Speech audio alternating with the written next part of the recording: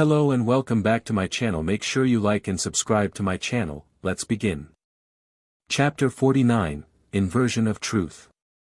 Cazador opened his eyes, looking even more like Ichigo than usual with one of his trademarked scowls adorning his face.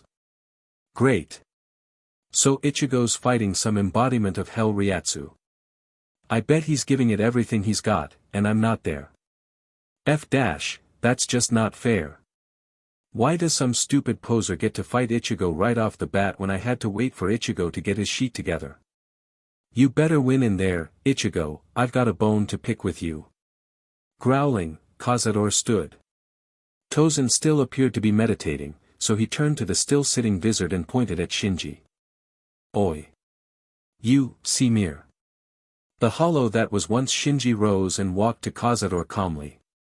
Not sure this is gonna work, but I'm gonna give you a direct order and I expect you to follow it. You don't, I hurt you. Understood? There was no response. Cazador didn't really expect one, though he privately felt it would have been nice. Seal your resurrection, he commanded. The ivory robe that Shinji sported began to melt and coalesce, retracting as though being vacuumed up into the center of his chest.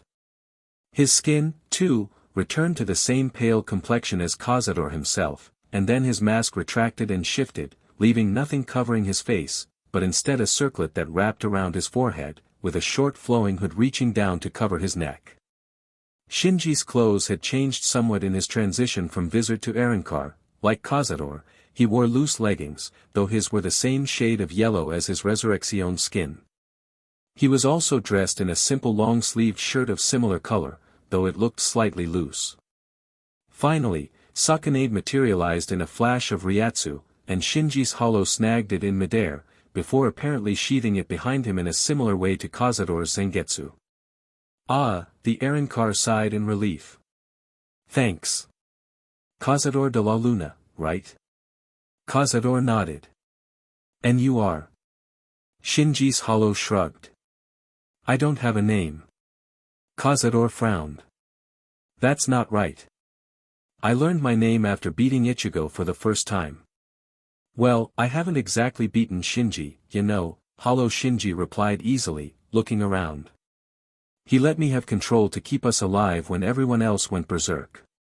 It's also the reason I hadn't left Resurrection, since Hell forced it, and we hadn't earned it, neither of us were in control. Or at least, that's how Sakanade explained it. Cazador rubbed his brow.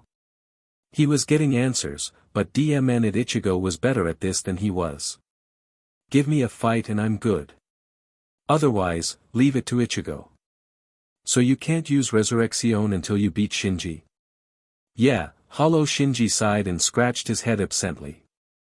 Something about Shinji still being the owner of the body, and how until I've beaten him down like he did me then I can't rightfully call on the power that he earned from me.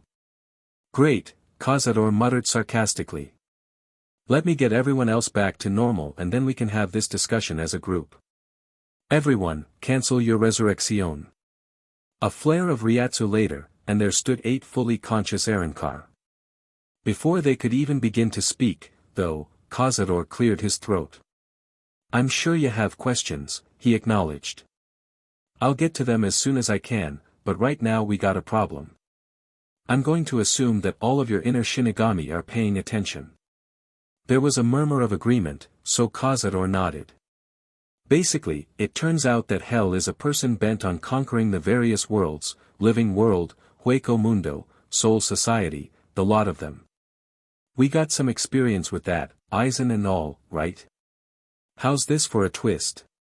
Hell can't be killed. His dimension resurrects him every time. And he's got anyone who dies in Hell as his slaves. And just because our luck SCKS that much, he's probably got an army of evil freaks just yearning to get a second chance to wreak havoc. So Soul Society's pretty much rescinded all the laws that may or may not apply to us. We'll be protecting the living world for the most part, but that means you all need to be at full strength. Bankai and Resurrection, same as me. Am I right in thinking none of you know your names? Nods from his audience prompted one from Cazador as well. We don't have time for all three of your soul aspects to learn how to trust each other. We can't do this the long way, Ichigo's way, anymore. Now it's time to do it my way. And what way is that? Hollow Hiyori demanded aggressively. Cazador smirked, and flared his Ryatsu, a black and red Getsuga-like aura raging around his form as he raised his ivory Zanpakuto to his favorite position. The fun way. Tear the sky asunder, Zangetsu. Oh, sheet, Hollow Rose cursed, eyes wide as Ryatsu-infused smoke erupted from Cazador. Hollow Love gave Hollow Hiyori a very dark look. You just had to ask, didn't you? Finally, the smoke cleared, and Cazador was in his Resurrection form.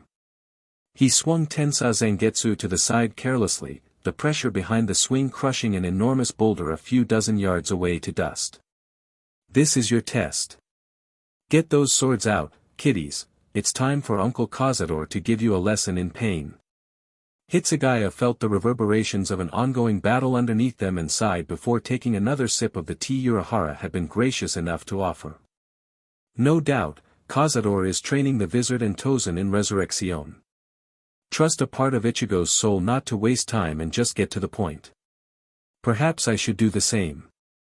For the last several minutes, Hitsugaya had been thinking about something that would surely scandalize Yamamoto Sotecho.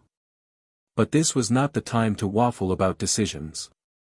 Urahara-san, I request training for myself and my comrades for the duration of our stay in Karakura. Urahara blinked, genuinely surprised for a moment. Why would you seek training from this lowly shopkeeper? He asked after a moment. You trained Ichigo. He went from no powers at all, to being able to beat me in less than a month.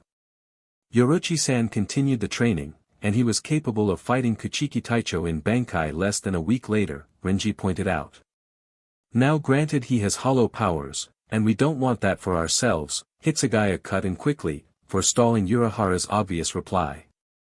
However, we will shortly be fighting Tagabito who have been training in hell for Kami knows how long, and resurrect endlessly in hell to be sent out to fight again. We need all the advantages we can gain, all the power that can be mustered. You were almost a match for Aizen, even after he began evolving with the Hogyoku, Rukia added. So, really, who else would we ask? Ichigo. Renji could not hold back a snort. The strawberry's good at fighting, I'll give him that, but the only reason he got as strong as he did was. Stop. Renji fell silent at Urahara's quiet, but powerful command. I am not to praise, or blame, for Ichigo's rapid growth to power. Yes, I admit, I gave him the tools he needed, but all three of you know the path to power. Communing with your Zanpakuto, he answered, looked at Rukia pointedly, expanding your repertoire of usable techniques. That part seemed to be directed towards Renji, who looked abashed. And experience. The final words were directed towards Hitsugaya, who looked on icily. Ichigo earned every last drop of his power. He gained Shirkai of his own volition. He chose the shorter, infinitely harder path of gaining Bankai where had he failed there is every chance he would have died, and even after succeeding using it damaged himself. He became the first vizard to ever gain Resurrection by taking unbelievable risks with his own soul and identity. He was able to kill Aizen after being forced to make a horrific choice, and finding it within him to sacrifice still more of something precious to him. So don't you dare sully his sufferings and achievements by painting him as a product of what I did to him. Urahara glared at the three before him. If you want strength, get it the right way. Earn it. From your Zanpakuto, and from yourself. I refuse to train you. And even had I wanted to, I have little time, I am extremely busy preparing for the invasion and performing research on the Tagabito Ryatsu samples I have. Hitsugaya Taicho nodded, giving Renji a cold glare for a moment. Thank you for your time. With your permission, we would like to wait for Inoue-san, Sato-san and Ishida-san to arrive so we may work out accommodations. Urahara waved dismissively as he rose and retreated to his secret back room where he was performing his experiments. As soon as he left, Rukia smacked Renji upside the head, hard. Ow! Idiot! Fool! Of all the things you could have said, you had to imply that Ichigo didn't earn his power. To his credit, Renji did look ashamed. Sorry. It's just a bit frustrating. We've all been at this for decades if not centuries, for far longer than Ichigo's even been alive. We've all worked hard. So it just feels so worthless when along comes Ichigo. 1 year. One lousy year. He went from human with spiritual energy to, what? An ascended vizard with both Bankai and Resurrection, capable of owning each and every one of us in a fight. What makes him so special? He's still alive, Hitsugaya answered quietly. Humans have a short lifespan, remember? Less than a century, usually. They're forced to grow and adapt quickly, whereas we with our millennia-long life cannot. Every year feels to him like a decade or two feels to you. Renji wasn't entirely sure how to feel about that. On one hand, it meant that Ichigo would continue to grow stronger with his all-too-human growth rate, leaving everyone else in the dust. On the other hand, it also meant that it wasn't any fault of Renji's that left him lacking the power to keep up. Not that I'm going to let that stop me from trying to catch up, he thought furiously to himself. Frowning, he shook his head to clear it.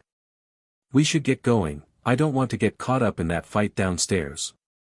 Are you sure? Hitsugaya asked unexpectedly, looking at Renji with an inscrutable expression. I will be joining them shortly, Urahara was correct, I do lack the experience of my fellow Taicho. Fighting a variety of opponents simultaneously will help tremendously. Renji shook his head negatively. My problem is that I have very few tricks up my sleeve.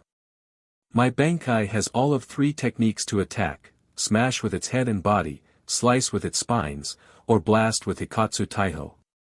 Urahara was right about me too, I need to learn some variety. I was hoping Rukia would help me with keto, if I help her get started on Bankai. Rukia did a double take, looking at her longtime friend incredulously. Me? Bankai? Yes, you, Bankai, Renji asserted firmly. You'll need to increase your Ryoryoku reserves a lot, but just the process of learning Bankai will make you stronger in other ways as well. I learned how to use Higa Zeko while training for Bankai. You might learn another dance from Sodi no Shirayuki. Sure no mai. Rukia whispered. Yes, Rukia. The last and greatest of my dances, Sodi no Shirayuki murmured within her soul, her voice sounding as though it were carried along an icy wind to Rukia's ears alone. But to learn it, you must put your life on the line. Are you prepared to risk everything? If Rukia was honest, she had to admit that she's simultaneously excited and terrified of the prospect. Shinigami who achieved Bankai were rare for a reason. Not only was there a significant Ryoryoku requirement, but there was nearly always a danger to the prospective wielder's life. To achieve domination over one's Zanpakuto spirit was no small thing. There were cases where failure to achieve Bankai had soured the relationship between Shinigami and Zanpakuto to the point where even Shirkai was no longer accessible. Admittedly, Rukia had daydreamed of reaching Bankai for years, decades.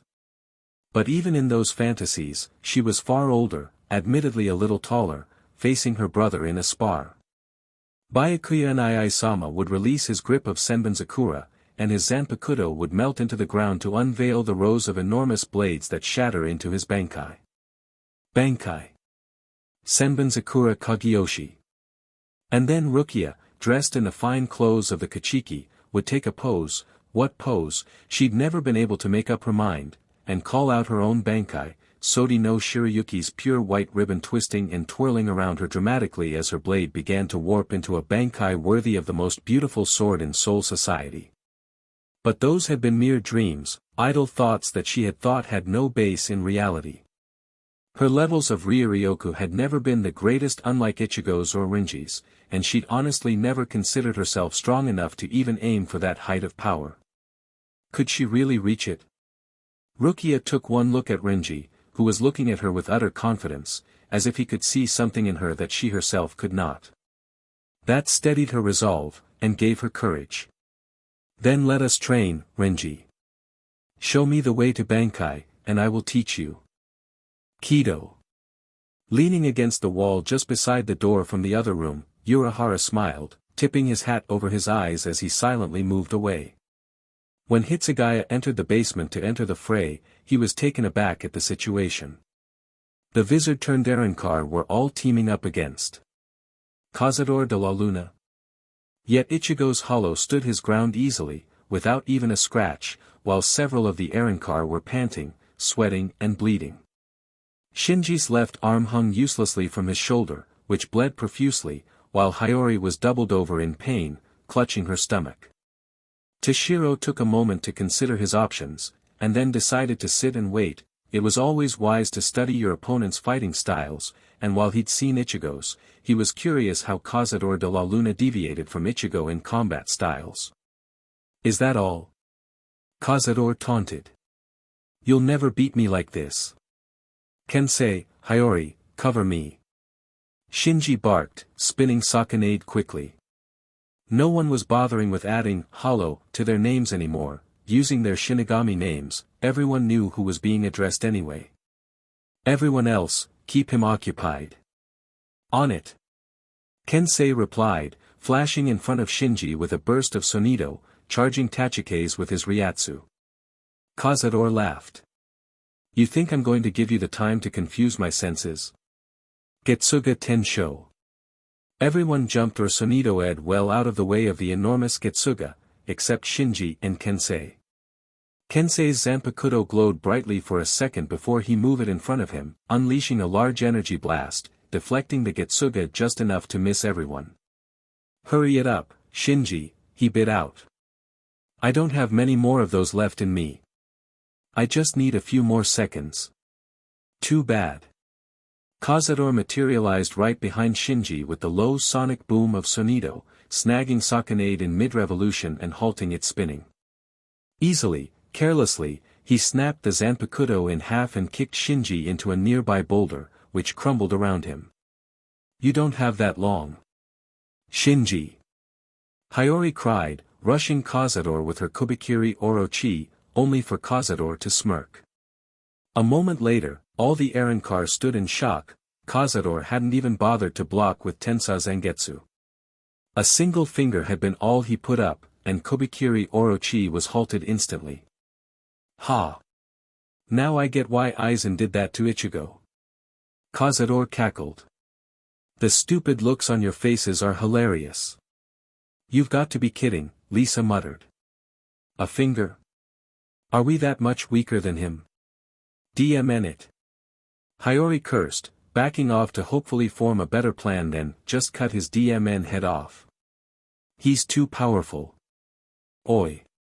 Kobikiri. What do I gotta do for Resurrection?" "You must earn back the right to your hollow power." "That would mean taking it from Hiyori." "F that. I refuse to let that strawberry get away with blocking us with one finger." "Earn nothing, I'll give it to you. Take your power, Hollow, and make him bleed." Hollow Hiyori was suddenly rooted in place as a strange sensation within her suddenly grew. She could feel her hollow power skyrocketing as inner Hiyori drew her hollow mask. "Thanks, Hiyori," she said aloud, the telltale hollow echo catching everyone's attention as she flared her Ryatsu as high as it would go. "Let's kick his butt together. Chop cleanly, Kubikiri Orochi." The dust and dirt kicked up from the fight so far spun around crazily, obscuring Hiyori from vision for a few moments, but when it settled she was back in her Resurrection form from hell, with one minor difference: her mask was largely gone. Now only the horn remained, though diamond tattoos had appeared on her cheeks. Once again, she still had no Zanpakuto, but Hiyori could feel the raw power in her veins just aching to be unleashed. "Let's try this again," she challenged. Cazador's grin grew larger and far more bloodthirsty. "That's more like it. Glad to see at least one of you learned the DMN lesson." Stabbing Tensa Zangetsu into the ground next to him, he rushed at Hiyori to fight claw to claw. A flurry of exchanges later, Hiyori was sent flying into an enormous boulder hundreds of feet away, sending it crumbling around her. "Don't you dare look down on me!" Hiyori screamed, flaring her Ryatsu, blasting away the rubble with a cry. Crossing her arms, she gripped the blade-like protrusions from her elbows and snapped them off before rushing at Cazador once again. Cazador suddenly appeared behind her in the sonic boom of sonido and kicked her in the back, once again sending her flying. Too slow, Hiyori-chan. Hiyori bounced on the floor a few times, clutching her makeshift weapons desperately. Getting to her feet wearily, she took one look at Cazador, who was still completely unharmed. DMN it. Angrily hurling the blades at Cazador, she was taken aback when they suddenly transformed into cobra-looking snakes as large as she was. The cobras hissed angrily, hoods flared out and jaws unhinged, ready to take huge chunks out of Cazador's hide. Dodging quickly, Cazador took stock on the new situation. "You have got to be kidding me," he complained, taking a moment to sonido behind one and rip it to shreds with his sharp claws. "I haven't learned any of my unique hollow abilities yet, and you get one in the first few minutes." "I can't really be surprised by that," Shinji said loudly from a small distance away, Ryatsu oozing into the air around him in visible wisps as his Zanpakuto repaired itself. "You've never needed your unique abilities, not with your deal with Ichigo. You both are far more comfortable with swinging Zangetsu around, and even without your blade you're faster and stronger than us. You've never been pressed into needing anything more since you achieved Resurrection." He gave a toothy grin, and suddenly his voice regained its hollow echo. "You're surprisingly subtle, though, despite all that. Nice lesson, making us invert everything to gain our power back. But Sakanade taught Shinji and I more about reflections than you'll ever know. Collapse, Sakanade." His Zanpakuto suddenly, for lack of a better word, unraveled, transforming into one very long ivory cloth that spun around Shinji rapidly, obscuring him from view before settling down into the sleeveless robe that he had worn in hell. His circlet, the mask remnant from his pre-resurrection state, had grown a single upward curved protrusion in the center, but otherwise remained unchanged. "Heh," Cazador chuckled, telekinetically summoning Tensa Zangetsu back into his hand with a mental call. "Now things are starting to get interesting." "Yes. Yes they are." Cazador stumbled in shock, then held up a hand. "Hold on, Ichigo's back. Shinji, Hiyori, spar with the others and try to make them understand what you figured out." The two nodded in acquiescence as Cazador sonidoed a fair distance away and sealed his resurrection.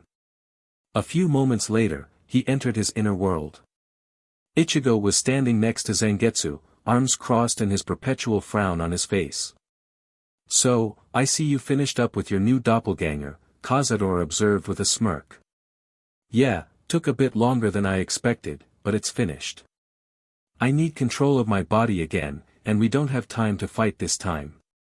Cazador grinned. "Glad to have you back, King. Don't worry about the fight, we're about to get into the fight of a lifetime. I'll fill you in as you go." Ichigo nodded as he took control of his body again. Feeling it shift from Arrancar to Vizard once more, he opened his eyes and began to move. He half listened to Cazador telling him what all had happened in the interim, but in truth, all Ichigo was interested in was getting to Yuzu and Masaki.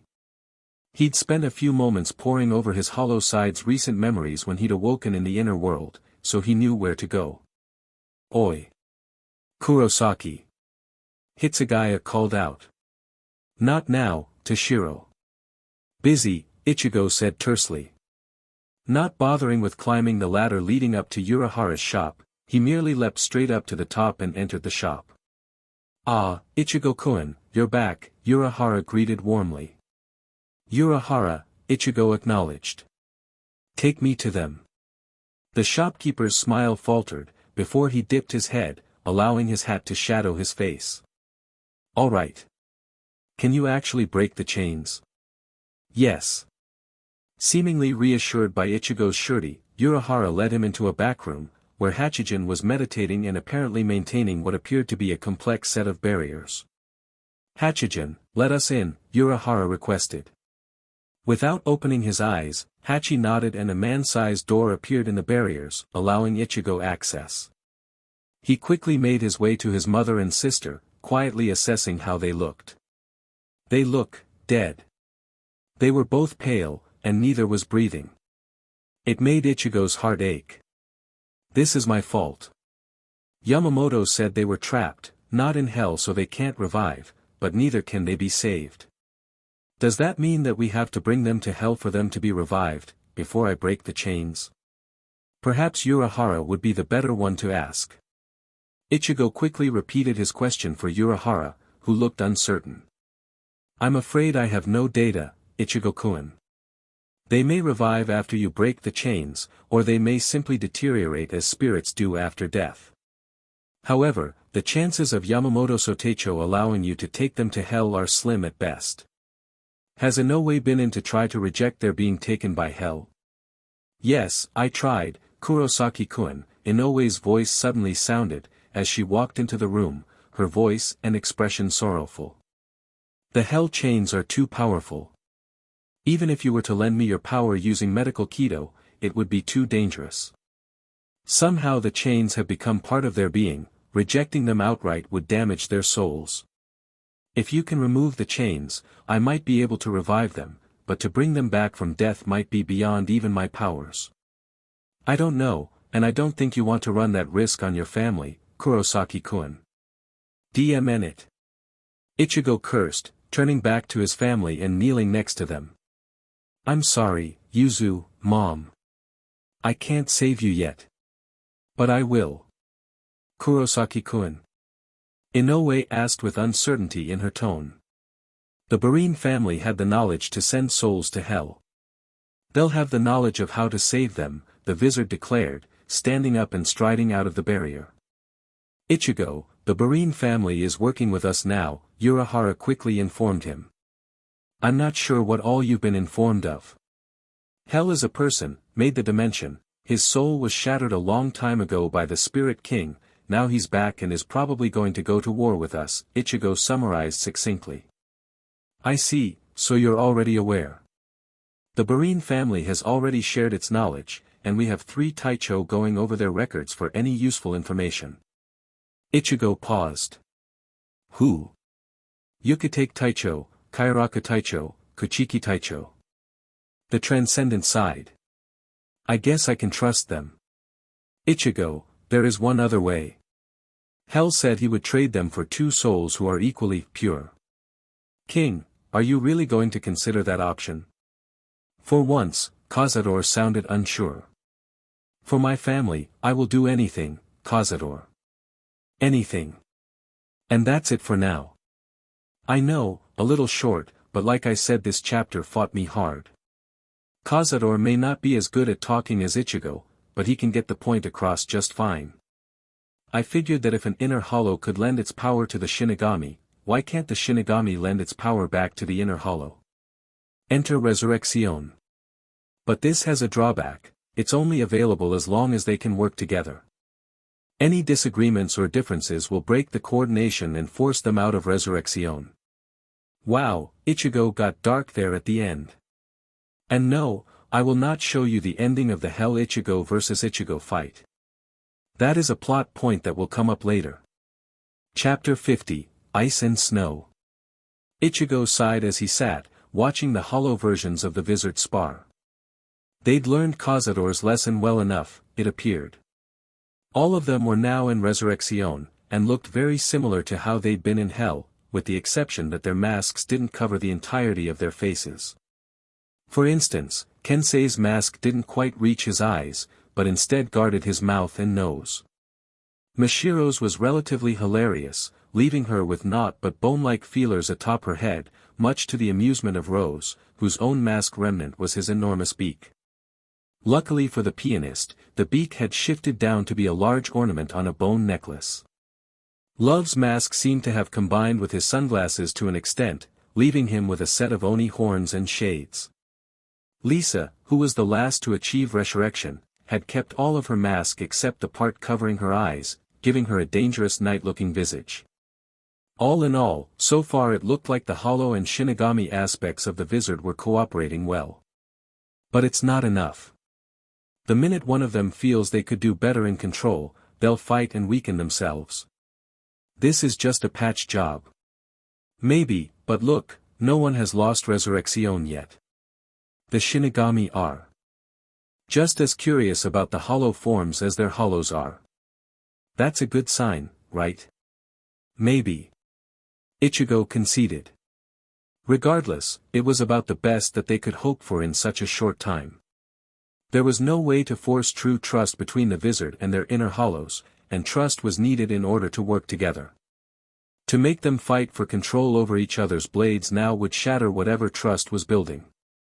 The Transcendent turned his attention to Tiosen, who hadn't moved an inch since Cazador had told him what steps he'd skipped. There was no way to tell what was going on, as it was obvious that Tozen was in his inner world. All in all, there was little he could do. Kurosaki. Or perhaps not. Toshiro, Ichigo acknowledged, turning around to look at the diminutive Taicho who was walking towards him. Hitsugaya stopped several feet away. Would you care for a spar? Just what the doctor ordered, Cazador quipped. This'll alleviate the boredom. Ichigo offered a half-smirk. Why not? He got up and stretched, popping his neck and rubbing his right shoulder a little to loosen it up. Is Bankai against Bankai acceptable? Hitsugaya inquired steadily, not revealing how nervous he was to be challenging someone who was, frankly, far beyond his level of power. Works for me. Drawing Zangetsu, black and red Ryatsu rushed from the tip down to engulf Ichigo, wordlessly entering Bankai. The long chain of Tensa Zangetsu wrapped around his right arm and hung from his shoulder, ready to be used for anything Ichigo could think up. Bankai. Daiguren Hyarinmaru, Hitsugaya announced, donning his own Bankai form, complete with ice wings, claws and talons. They stared at each other for a few seconds, before each leapt back and swung their blades at each other horizontally. Getsuga Tensho. Hyoryu Senbi. The Getsuga met a wave of flowing and regenerating ice, cutting into it with all the raging power of Ichigo's Ryatsu before cutting through a few seconds later. But Hitsugaya wasn't there anymore. Hitsugaya flickered into existence several meters away, behind and to the left side of Ichigo. Guncho Tsurara. Ichigo merely extended his left arm, and suddenly the chain dangling from his shoulder leapt into action, flying between the ice daggers and himself, catching them easily. He allowed a smirk to appear on his face. As I once told Kenpachi, there's more to my sword than just the blade. And there's more to mine than merely ranged ice attacks, Hitsugaya rebutted, rushing at Ichigo in a straight charge, raising Daiguren Hyarinmaru above his head for a downward slash. Ichigo raised Tensa Zangetsu instantly, blocking Daiguren Hyarinmaru's slash with only one arm. Too easy. He fired off a roundhouse kick that connected with Hitsugaya's protective wing. The wing broke, but it had successfully muffled the impact to its owner. Hitsugaya was sent hurtling into another boulder with his side bruised, but nothing broken, but not before Ichigo felt a sharp pain in the leg he'd kicked with. Ichigo looked down, startled, and found that his leg, which was not protected by his Bankai coat, had been stabbed, and ice was starting to creep down to his foot. It was already beginning to go numb. Sneaky. He must have used his tail while I was preoccupied with his sword, Ichigo realized as he swiftly chopped the ice off his leg with a precise slash from Tensa Zangetsu. Bakudo 61, Rikujikoro. Hitsugaya cried from directly only meters behind him, giving Ichigo no time to dodge as 6 wide beams of light slammed into his midsection. Cursing his own arrogance, how could I forget I was still fighting with these seals on? The vizard scowled and switched his Ryatsu to its more evolved state, flaring his Ryatsu throughout his body to burn out the connections the keto had upon him. As expected, the binding spell shattered, just in time for Ichigo to shunpa out of the way of 3 dragon-headed ice streams that Hitsugaya had launched mere moments before. You want to play like that? Fine then. Ichigo viciously slashed at Hitsugaya, sending a silent Getsuga only the size of his own body at the ice user. The Getsuga screamed at a suddenly wide-eyed Hitsugaya, who was barely able to shunpa out of the way before Ichigo materialized behind him and sent him rocketing to the ground with a well-placed elbow to the back, snapping off the ice tail in the process. Hitsugaya flared out his ice wings, slowing his descent enough for him to regain control over his own momentum, before flipping around with narrowed eyes as he used the water in the air to regenerate his tail. Dangerous to approach in melee, but his Getsuga is too fast for ranged. I need a distraction. A sound and resulting flash of a Zero, seen out of the corner of his eye, reminded him that even if he wanted to use his Bankai's greatest power, he could not for fear of crippling his allies. No matter. I have an alternative. Ichigo looked around cautiously, not having been engaged by Hitsugaya for several seconds now. He's up to something. He knew that Hitsugaya was alive, the icy Ryatsu in the air was enough to be assured of that at least, but he was hiding himself well. However, Ichigo hesitated. While his normal answer would be to start carelessly destroying the environment until his opponent couldn't hide any longer, Ichigo also knew that Urahara meant it when he said that wanton destruction would result in Ichigo being forced to fix it. So that left alternative methods. Lucky I already know a tracking method. Ichigo focused on the Ryatsu in the air, and materialized the Ryuraku, the spirit ribbons. Grasping the one he knew was Hitsugaya's, he smirked. Gotcha. He flickered into Shunpa. Appearing behind the Taicho, Ichigo leapt forward and stabbed with Tensa Zangetsu as Hitsugaya spun around and spoke, apparently having completed his preparations. Senin Hyero.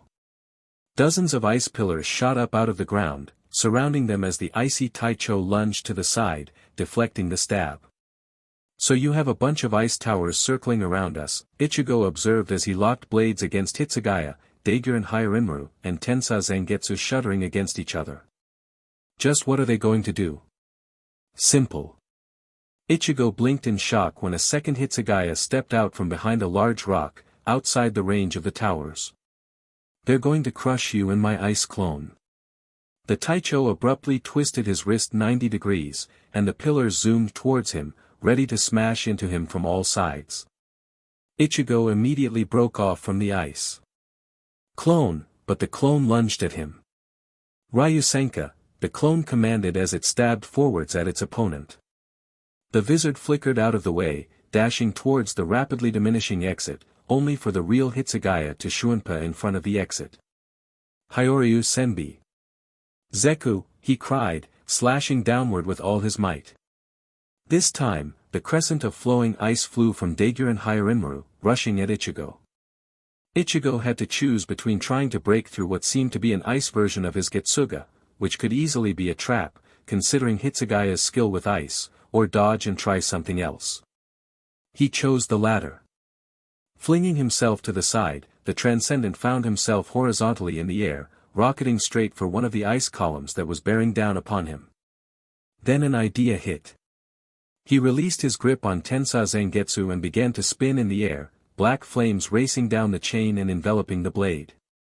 When he was within striking distance of the column, Ichigo swung downward on the chain with all the momentum he could muster. Getsuga Tensho.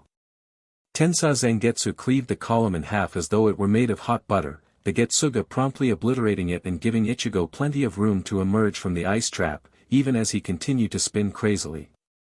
Managing to slow down his spinning with the airwalk technique long enough to get his bearings and reorient himself, Ichigo called Tensa Zangetsu back to his hand with barely a twitch of the chain, which rewrapped itself around his arm. Creative, Hitsugaya commented as he approached, his expression giving off the impression that he was reluctantly impressed. I really thought I had you when I made that ice clone. To be honest, I had no idea you could do that, Ichigo admitted as he lowered Tensa Zangetsu. It appeared their spar was over for the moment. That'll no doubt be useful. You've got a nice range of abilities. Hitsugaya shook his head. Yes, but I need more practice using them, and combining them with keto. I should have used a bakudo to hold you in place while Senin Hyero was being set up. A faster binding to prepare for a more powerful one. I rely too much on my Zanpakudo's abilities. Not sure that would have worked on me. Evolved Ryatsu and all that, Ichigo pointed out. True, Hitsugaya mused. But the tagabito likely won't have that. Tell me, Kurosaki, why did you not use any keto of your own? I don't know that many, and to be honest the Getsuga is stronger than any Heido I know. And I doubt you would fall for Bakudo 1, sigh. Ichigo muttered the last, turning his head away. Nonsense. Hitsugaya barked, startling Ichigo into looking back at him. The Master of Ice looked at Ichigo with hard eyes. My ice is not indestructible, and it has an elemental weakness. Surely by now you have learned Shikaho or Sokatsui. Those are fire element spells, and very effective for disrupting my ice formation. My Bankai relies on water vapor in the air to form its ice. You must have noticed the air becoming drier every time I called on its ice. Remove the vapor in the area by heating the air, and my techniques require more Ryatsu to use, thereby wearing me out faster. You are incredibly strong, Kurosaki Ichigo, and certainly creative with your Getsuga, but one day you will come across an opponent that for whatever reason cannot be crushed with raw power and speed. Come to think of it, you cannot crush hell that way, he will constantly revive. You must learn to properly analyze your opponent's abilities for weaknesses, and then exploit them mercilessly. Ichigo's jaw dropped for a moment before he hung his head. Hitsugaya was right. He usually left analysis as a last resort. Fighting Renji in Soul Society, he had left analyzing Renji's use of Zabumaru until he was bleeding out. Against Byakuya, he hadn't even analyzed the capabilities and drawbacks of his own Bankai until it was too late. There hadn't been any analysis of Aizen's abilities at all when they continued their fight in the real Karakura town, merely comparison of brute strength. That's my standby. Not enough power to outright crush the enemy. Bankai. Mask. Resurrection, Ichigo criticized himself. You're right, Toshiro, he finally conceded aloud. Hitsugaya huffed, sealing his Bankai back to Shirkai, and then into its wholly sealed state. Your turn, Kurosaki. What mistakes did I make during our spar, aside from relying too much on my Zanpakuto? Ichigo thought back through the fight, and nodded. When you surprised me with Rikujikoro from that close. Instead of taking an easy stab or slash, injuring me, you backed off and used another ranged technique. You revealed that I was fighting a clone instead of remaining hidden and letting the clone keep me occupied so you could finish your technique without my understanding of what it did. The young Taicho mused on those moments before assenting to the comments. Being overly cautious can be as dangerous as being reckless, he muttered as though reminding himself. And then I let my pride ruin my trap. Anything else? I was able to track your general position through spirit ribbons, Ichigo revealed. You left me alone too long. Hitsugaya raised an eyebrow. Yet if I had attacked you during my preparation, you would have known where I was anyway. Not if you had used your ice dragons and made them circle around to another area before coming at me, Ichigo pointed out. Now the Taicho looked thoughtful. Interesting tactic, thank you, Kurosaki, I will keep that in mind. Now tell me, what has happened to you? You were far stronger and faster when you fought Aizen. When you kicked through my ice wing I should have been crippled at the very least. Ichigo silently sealed his own Bankai and slung Zangetsu back over his shoulder before tugging on his Shihakusho enough to reveal his seals. I was too strong normally to rejoin my body. So Urahara helped me seal my power. I've got about the same amount of Ryuryoku as I did when we fought Aizen here in the living world. That's a bit humbling, Hitsugaya thought privately. He'd removed his own seal just before challenging Kurosaki, considering it suicidal to not have all his power available to him. I see. I assume you can remove it at any time.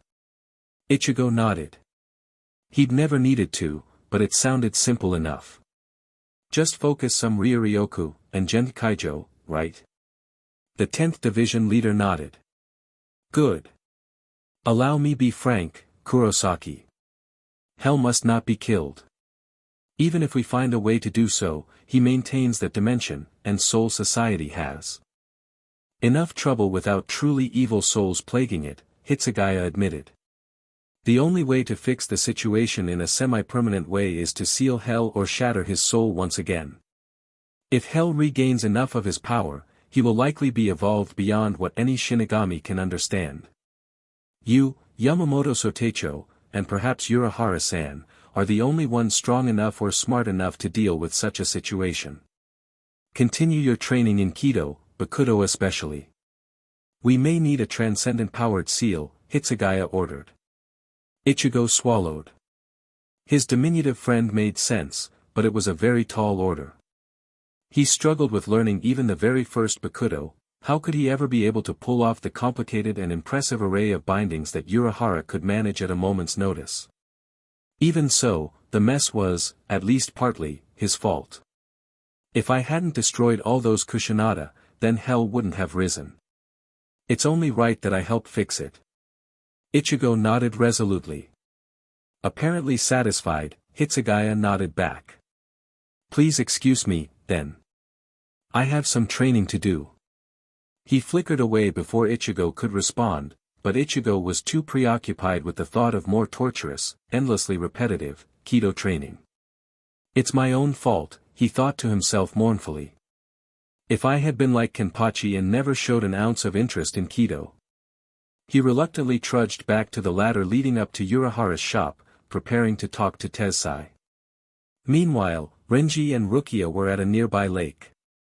It had gotten chilly lately, as winter approached, and while the lake was not yet frozen, it was cold enough that no human was nearby for any reason. Rukia didn't mind at all, cold was her element, after all. Renji merely flared a bit of his power internally, keeping himself nice and warm. So how do we start, Renji? Renji nodded and began to lecture, crossing his arms together. Bankai, as you already know, has two primary phases, manifestation of your Zanpakuto spirit and establishing dominance. Learning to manifest takes a while, but you want to start in an area that your Zanpakuto will be comfortable in, something similar to your inner world if you can. Rukia pet her head to the side, confused. Why? Because manifestation can help your relationship with your Zanpakuto, Renji explained. It can be hard to go into your inner world if your emotions are turbulent, but if you can pull your Zanpakuto out to talk every now and then, you learn more about each other. By starting off someplace familiar but new, you can show that you respect your Zanpakuto, and want to get closer. He rubbed the back of his neck embarrassedly.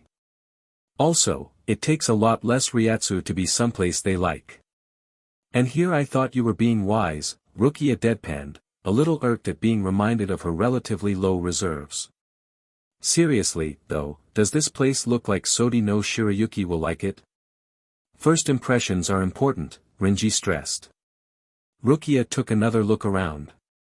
The lake was almost perfectly still, though not frozen over. The air was cool and brisk, and the nearby trees added to the quiet beauty of the locale. She smiled. Yes, I believe she will. Okay, so what you want to do is activate your Shirkai, and ask her if she will allow you to manifest her, Renji went on.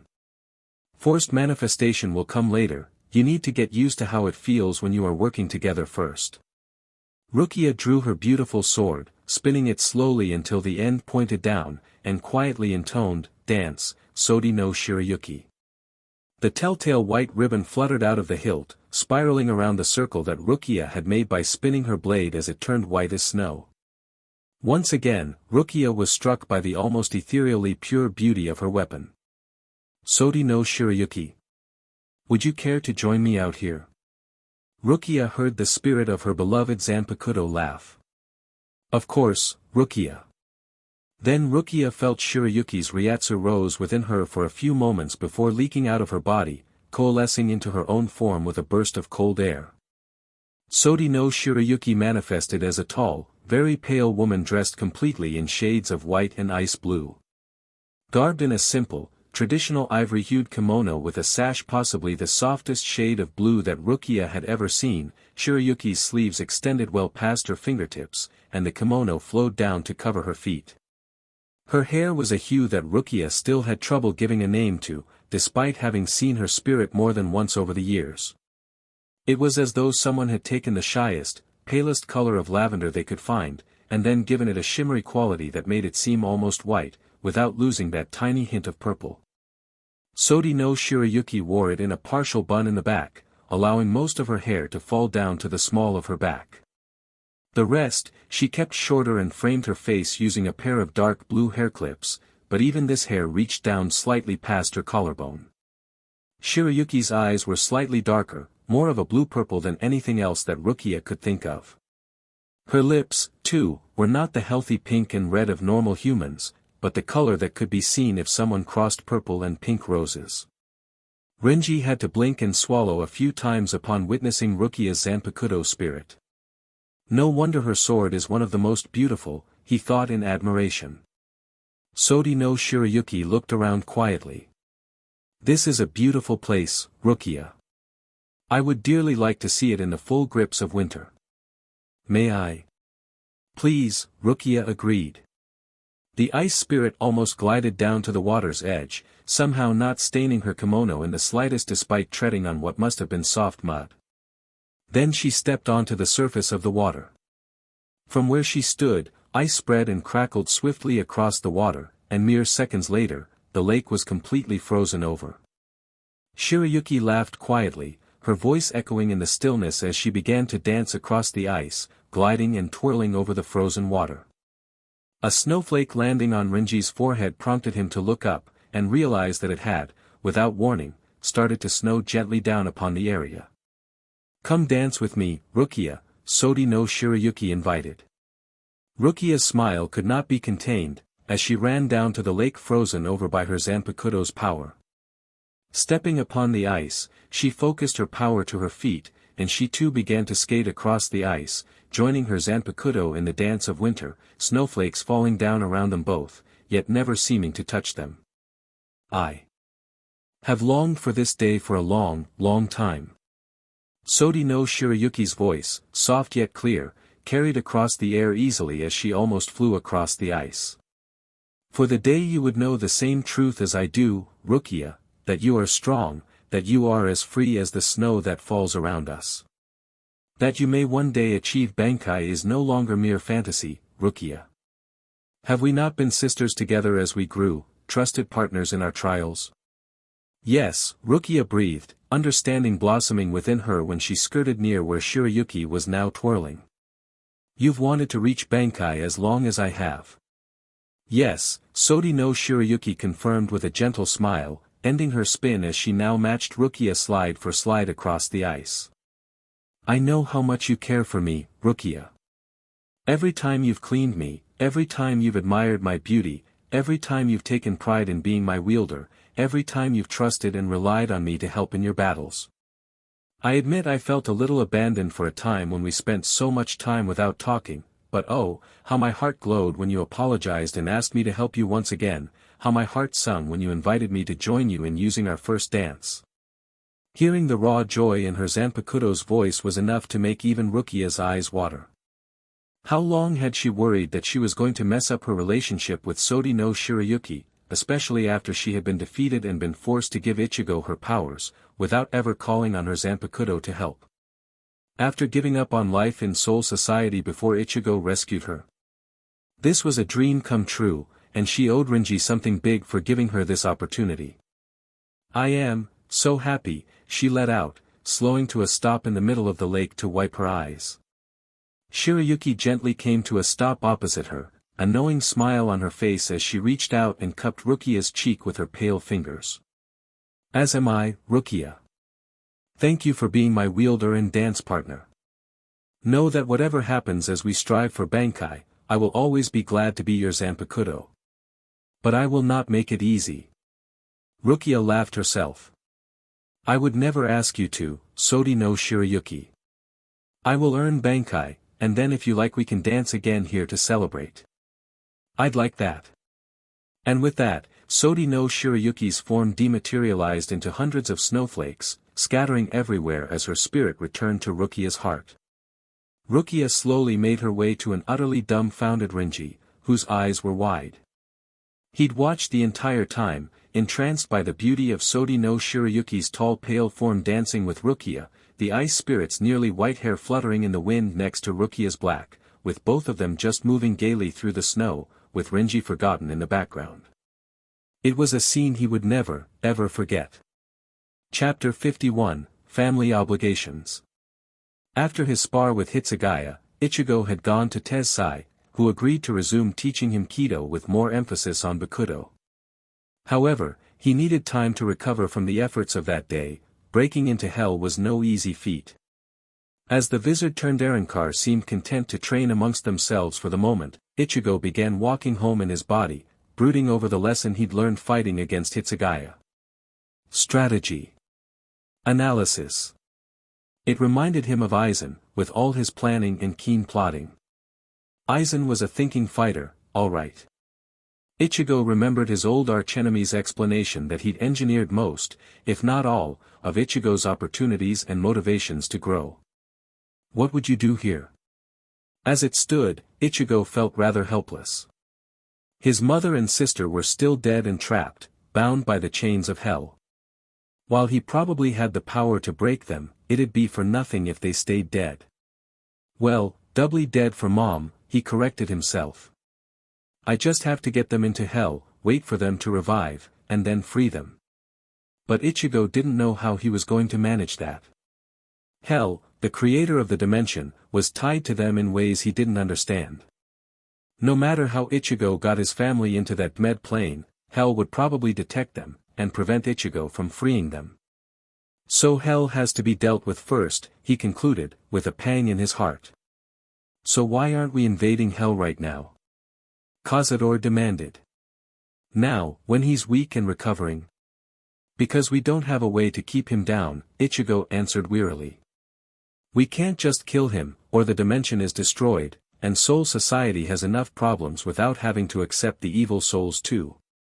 Then we must wait, Zangetsu stated solemnly. We are not skilled enough in sealing to create a new seal for hell, nor do we have the records on how the Spirit King shattered hell's soul. All we can do is train, and be ready when a solution is prepared. It SCKED, but Ichigo knew his Zanpakuto spoke the truth. The next priority after hell, was doing whatever it took to keep anyone else in Soul Society from having the bright idea of using his family against him. If only there was a way to constantly keep them under, weight. Hell built a dimension. Why can't we? Then everyone could stay there. A haven. Ichigo felt Zangetsu shift within his soul.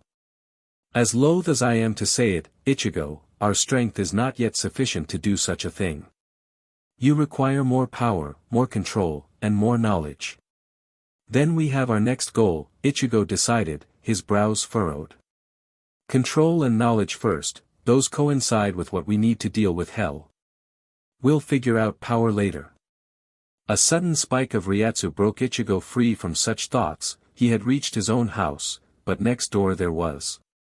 Ichigo rubbed his eyes disbelievingly. Suddenly irked around the neighbor's house was what could only be a keto barrier that shimmered through the colors of the rainbow. That's. Ichigo stammered for a moment before letting loose a disgusted sigh, it, just when I was looking to rest for the night.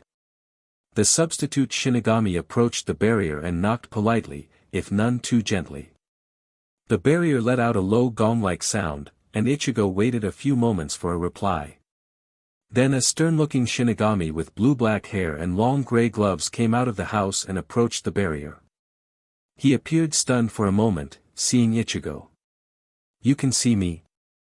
Obviously, Ichigo commented, his tone somewhere between sarcastic and dry. I'm Kurosaki Ichigo. And you are?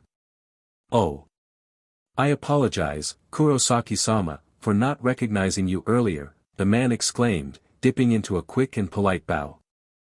I am Kenzaki Ryusei, loyal servant of the Kasumiyaji family. Please call me Kenryu. What can I do for you? Kasumiyaji.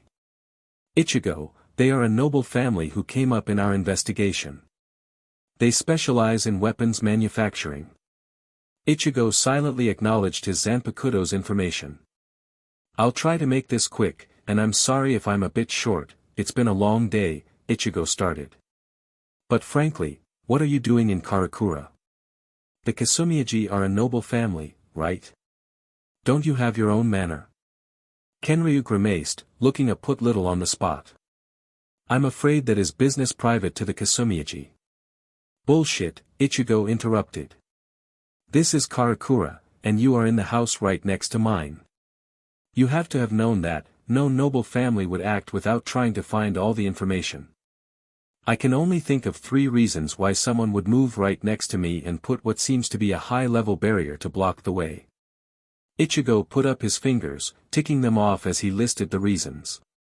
First, they want to finish what the Barine family started and threaten my family to control me. Second, they want close access to kill me because there's a contract on my head. Or finally, they need me nearby to help with something. Ichigo shook his head. So tell me what's going on, or I'm taking my family and just getting out of town. It was a bluff, of course, but there was no need to tell that to Kenryu. No, the servant exclaimed before he could stop himself. Then he hung his head. You're right, we chose this house and quickly bought it from their original owners because we hoped that being so near to you would give us extra protection. Protection against what? Ichigo pressed. And for whom? For the leader of the Kasumiyaji, Kenryu answered, defeated. Kasumiyaji Rukia. Someone is trying to kill her. Ichigo palmed his face in exasperation. Fine. Let me in so I don't look like an idiot talking to thin air. Kenryu made a difficult-looking hand sign, and a man-sized hole in the barrier opened, allowing the vizard to come inside. They entered the house, where they were silently greeted by a tall, muscular man with sunglasses and a small mohawk in the shape of a lightning bolt. It's okay, Kenryu assured him. This is Kurosaki Ichigo. Enryu nodded shortly, but did not relax much as he followed them into what was obviously a meeting room, complete with a small table to sit Seiza style at. Ichigo raised an eyebrow. Very loyal bodyguard, he mused. The 3 of them sat at the table, and Ichigo decided to open the conversation after a few moments of silence. So, who's trying to kill Rukia? He asked bluntly. And shouldn't she be a part of this conversation? Kenryu frowned. Please address Rukia-sama with respect, Kurosaki-sama. But no, she is, unaware that she is being targeted. Ichigo snorted. How's that? Enryu made several strange hand signs, as though wildly miming what he wanted to say.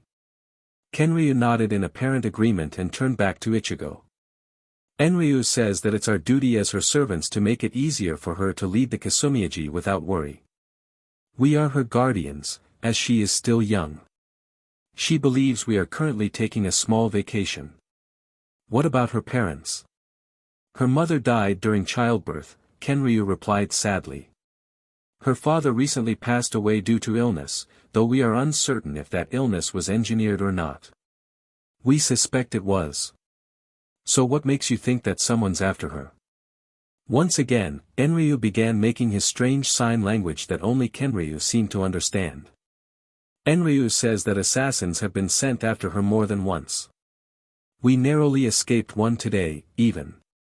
Enryu nodded enthusiastically. Okay, hard to argue with that. Fine. Any idea who, or why? The 2 bodyguards exchanged a dark look. Komoi Gyokaku, Kenryu revealed darkly. A clan leader of the Kasumiyaji. He is easily the second in command of the Kasumiyaji, and we are sure that he wants to rule it. Wait, let me get this straight. Ichigo stood up and looked at the 2 servants disbelievingly. She's being attacked.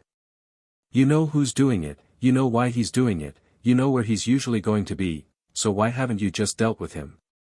Kill him, seal him, imprison him, something. It's not that easy, Kenryu contradicted. We have no proof.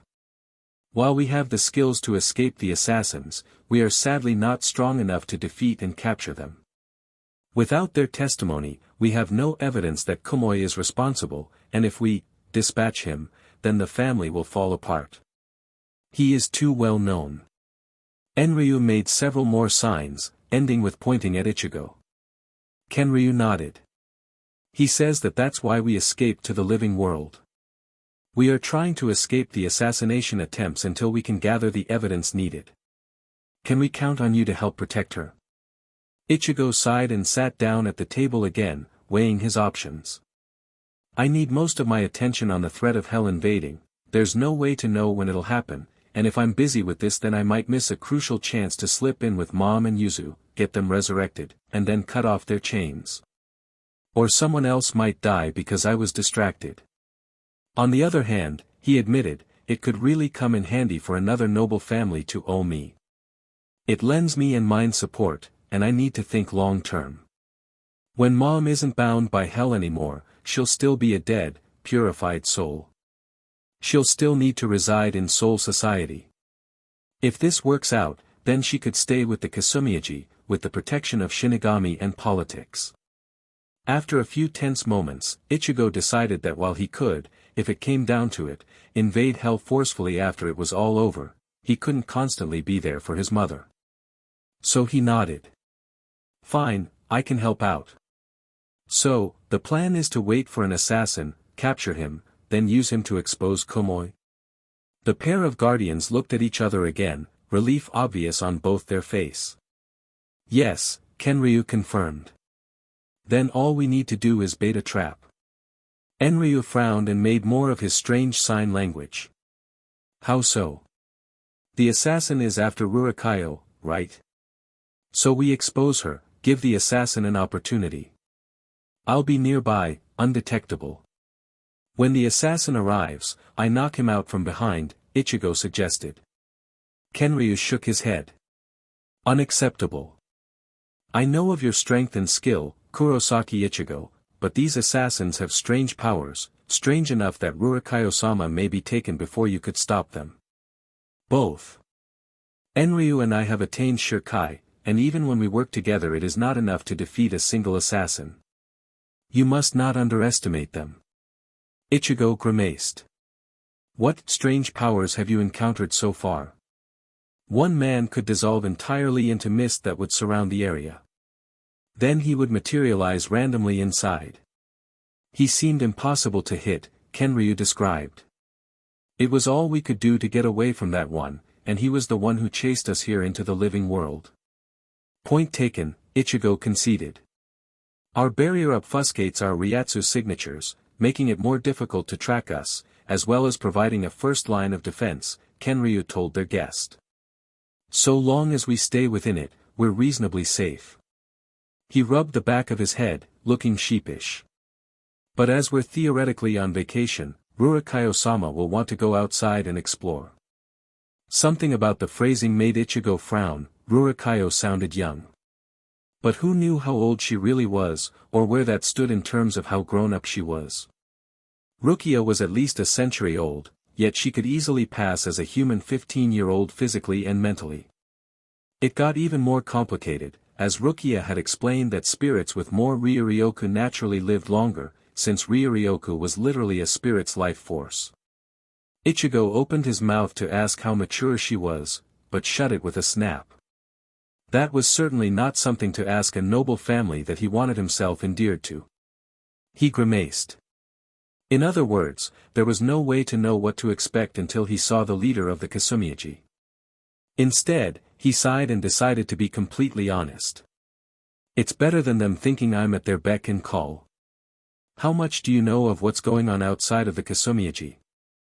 Not much, Kenryu admitted.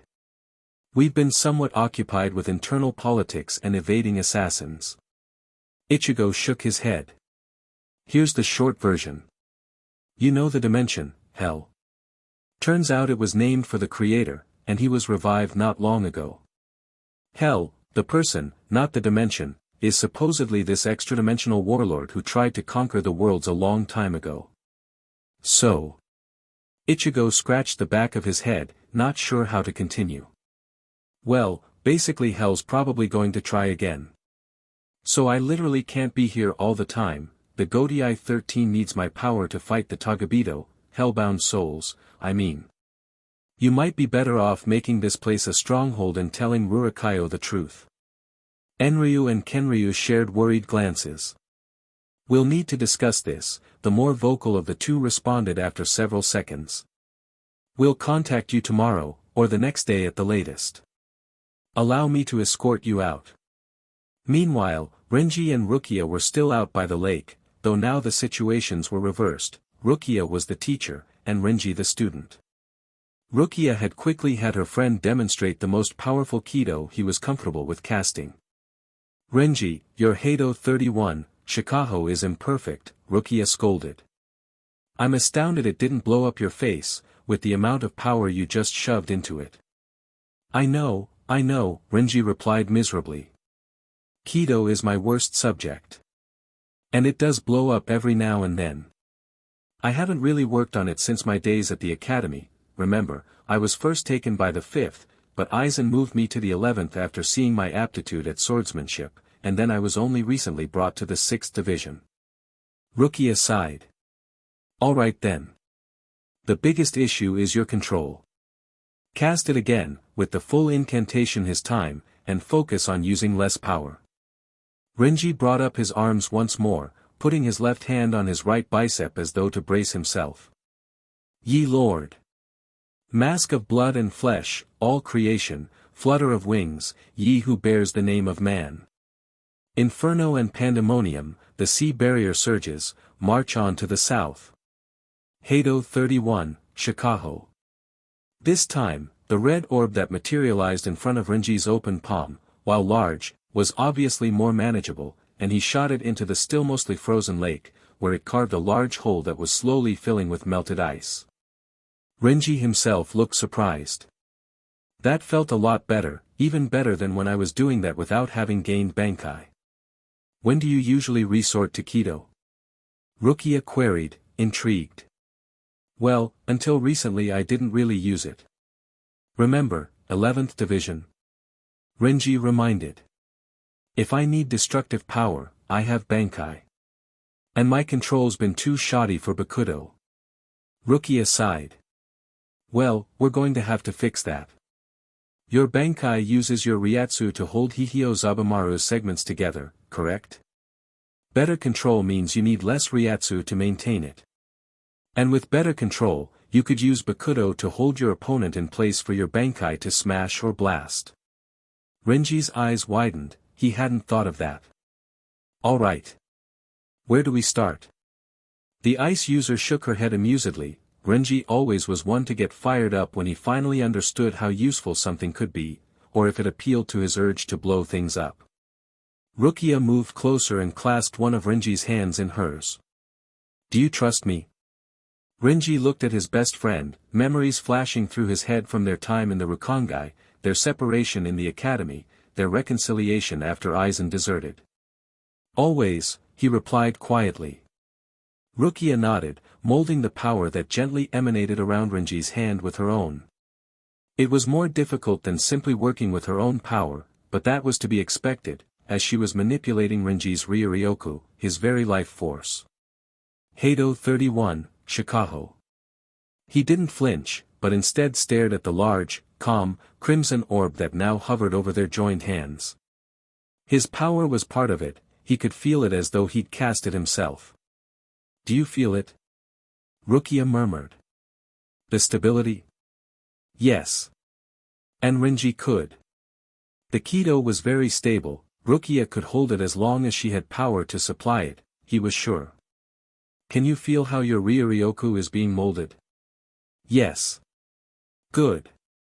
Now, slowly take control of the spell from me. I'm going to loosen my will, and I need you to pick up the slack, Renji. Renji nodded determinedly.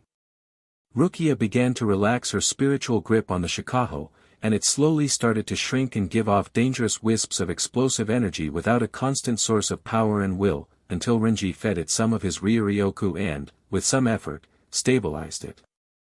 They repeated the process 3 more times, until Rukia gently moved her hand away from Renji's. Now, Renji, that's all you. Renji smiled tightly, maintaining such a perfect Shikaho was very hard on his concentration. So, it becomes an exercise in control, he asked through gritted teeth, not angry, just very focused. Exactly. Hold the spell as long as you can. When you know you can't hold it any longer, or if you've held it for an hour, fire it, Rukia ordered, moving to a nearby tree and sitting down against it. Why an hour? At some point your mind will figure out how to multitask the concentration needed for keto, and the awareness needed for battle. When you can hold it for an hour, you should be skilled enough to hold a decent conversation with me without strain. Renji nodded. This is a lot harder than what I had you do, he thought bitingly. But he immediately regretted it. The path to Bankai is not easy, Rukia. Looks like we're both going to be suffering, just in different ways. He refocused on the orb then, determined to make it last as long as possible. Ishida Yuryu entered his apartment with narrowed eyes, deep in contemplative thought. He'd gotten most of the story from Urahara upon his return, but he was uncertain on what it meant for him. He looked to his right, where another sewing project, a coat designed for the fairer SEC, was unfinished. He had meant to finish it and attempt to sell it to see where he stood in terms of skill. But Ishida did not see the coat, he saw past it, to where his quincy uniform was neatly displayed on a mannequin. In Ishida's mind rang the words of his vow, to stop involving himself in spiritual matters. I swear, on the pride of the quincy, that unless it is to save a life, or to maintain my skills, I will not use my quincy powers. I further swear that after the current crisis is over, I will focus my energies on living my life as any other non-spiritually aware human would. And yet, the minions of hell cannot truly die. They are constantly brought back. Would a quincy arrow destroy them? Or would they resurrect even then? Is hell the key to finding a way around our arrows annihilating souls? Either way, this was an opportunity. If Ishida were to participate, then either the quincy would do what the Shinigami could not and destroy the invading forces once and for all, safeguarding Karakura, or the quincy would find a way to equalize them by making his arrows purify rather than destroy. But, the vow. Ishida shook his head and moved to his bedroom, sitting down on his bed silently. The crisis he'd spoken of during the vow had come and gone. Aizen was dead. The only loophole was the "to save a life" clause he'd put in, but was that not dishonorable, to resume his training as a quincy when he knew that there were so many other reasons behind why he wanted to do so? He wanted to not be powerless, he wanted another chance to prove the strength and usefulness of the quincy, he wanted to resume his rivalry with Kurosaki, he wanted. Ishida lowered his head and closed his eyes, removing his glasses absently with his right hand to pinch the bridge of his nose with his left. I want to help my friends. I don't want them to fight alone. But I swore on the pride of the quincy. I knew this was going to happen someday. In exchange for the power to aid them against Aizen, I swore I would cease my involvement in with spirits. If I break my vow just because I want to, then my word becomes meaningless. My pride would shatter. But, my friends, my nakama, how can I abandon them when they are about to face hell itself? Ishida buried his face in his hands. More than ever, he wished his grandfather, Soken, the man who had trained him as a child in the quincy arts, was still alive and well. And once again he cursed the name of Kuratsuchi Mayuri, the Shinigami Taicho who had arranged for Soken's death simply to dissect his spirit and study the soul of a quincy. Tell me, grandfather, what should I do? Ichigo entered his own house with a sigh, his mind on the many things that had happened, and what needed to be done. Ichigo, the tense voice of his sister spoke. He turned at the sound, looking towards the couch, where Karen sat. She was almost rigidly tense, her hands clasped on her knees with a grip that shook with intensity. But Ichigo knew better than to ask. They both knew. Masaki and Yuzu were bound by hell's chains. And if Ichigo couldn't free them, not only would Yuzu die, but then they were both in for an eternity of torment. Karen, Ichigo acknowledged, moving to sit across from her, in one of the chairs. They were both silent for a few seconds as Karen struggled to figure out how to say what she wanted. You can set them free, right? Ichigo nodded. I broke a chain or two while fighting the guys who took you. I can break the chains, Karen, but I don't know what will happen when I do. What do you think will happen? Karen sounded, not desperate, not calm, but some bizarre combination of hopeful and scared. I want to say that Yuzu will revive, and Mom will be able to go back to Soul Society. But hell. Ichigo shook his head. You know better than most just how evil the hell dimension is. What can I do to help? Karen demanded more animatedly. You're going to stay next to me, Ichigo's father's voice sounded from the door leading to the family clinic. Ishin was once more in human form, but he looked dead serious. Karen, the fight is going to be brought here to Karakura. Souls that have been in torment for thousands of years, souls that crave to inflict violence and death upon those blessed enough not to be dead, they will be coming. Then let me fight. Karen argued, standing. I've been fighting hollows for months. You couldn't handle the tagabito who kidnapped you and your sister, Ishin reminded. And I will not have you kidnapped again. Karen sat back down, cowed by her father's words. Ichigo nodded appreciatively, that was one less thing to worry about. If Karen's with Dad, then her protection's pretty much guaranteed. Dad, Ichigo, Ishin interrupted, you need to focus on your bakudo. I know, Ichigo acknowledged. Toshiro explained it to me.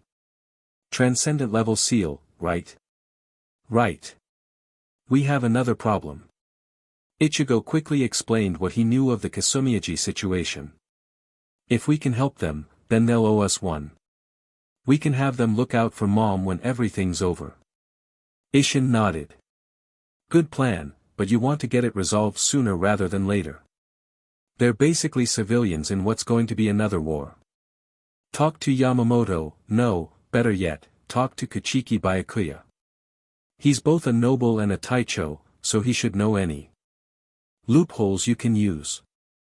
Karen sat quietly, watching her brother and father make plans for the immediate and not-so-immediate future. It was one of the few times they had ever treated each other with such seriousness and respect, working together as adults, but neither seemed uncomfortable with it. I don't understand. How have things changed so quickly? She stared harder, knowing that something was just on the edge of her perception. She pushed, and then Karen could see them, if only just. There was a translucent, almost transparent, image around Ichigo, and another around Ishin.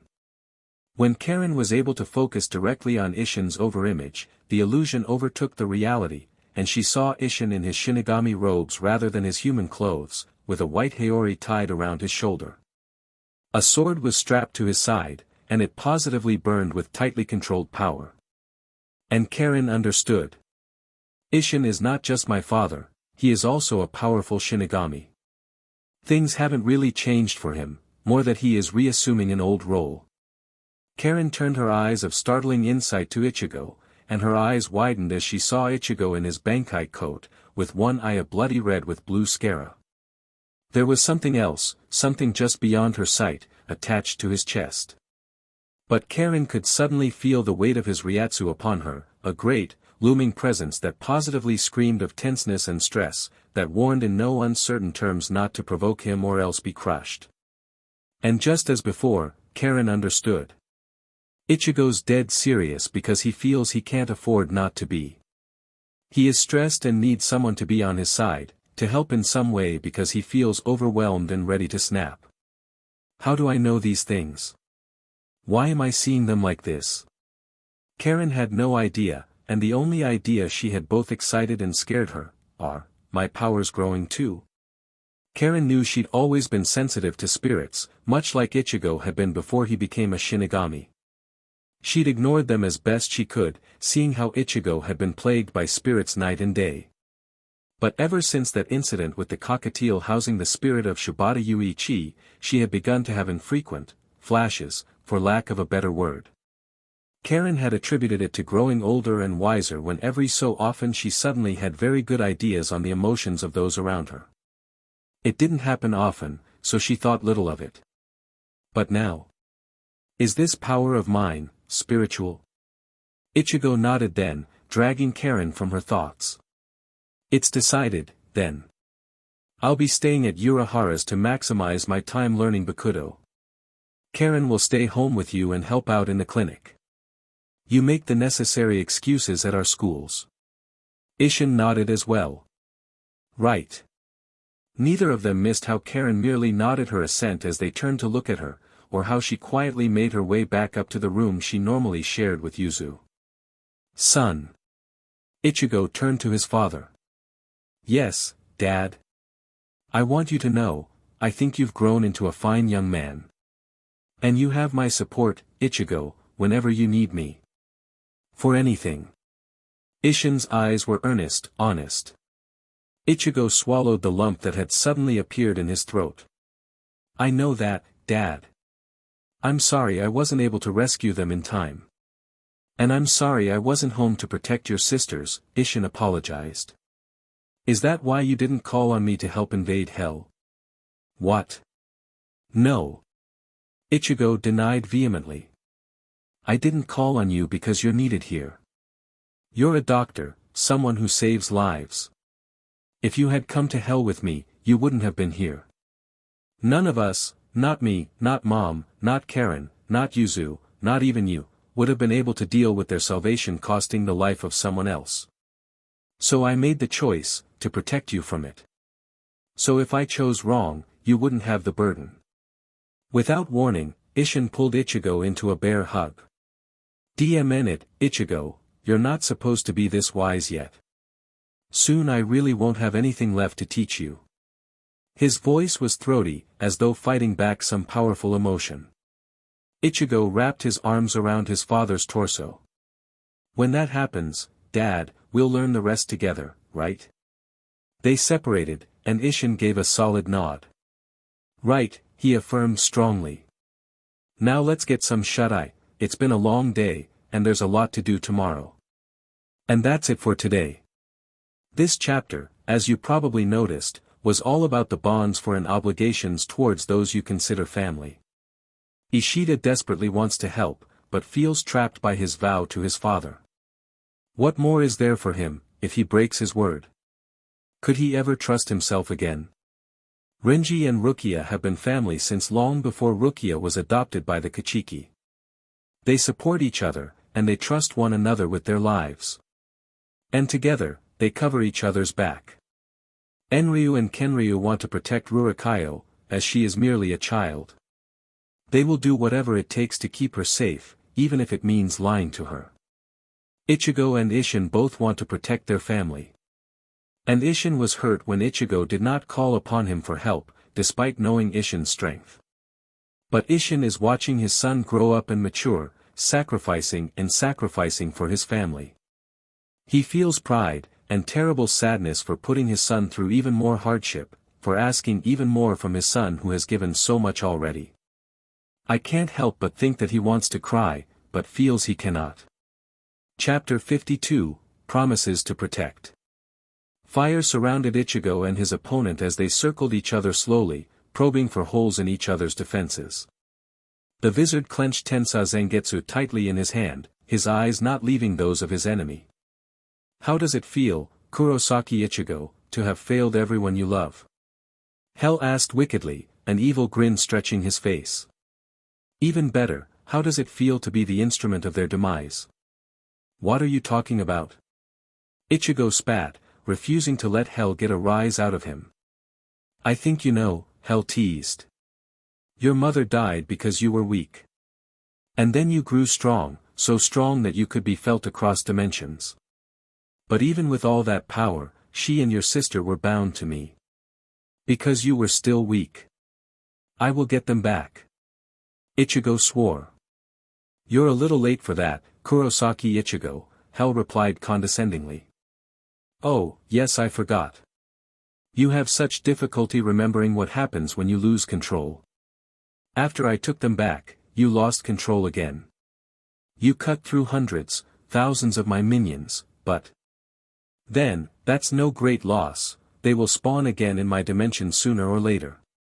But you also cut through everyone who tried to stop you and make you see reason.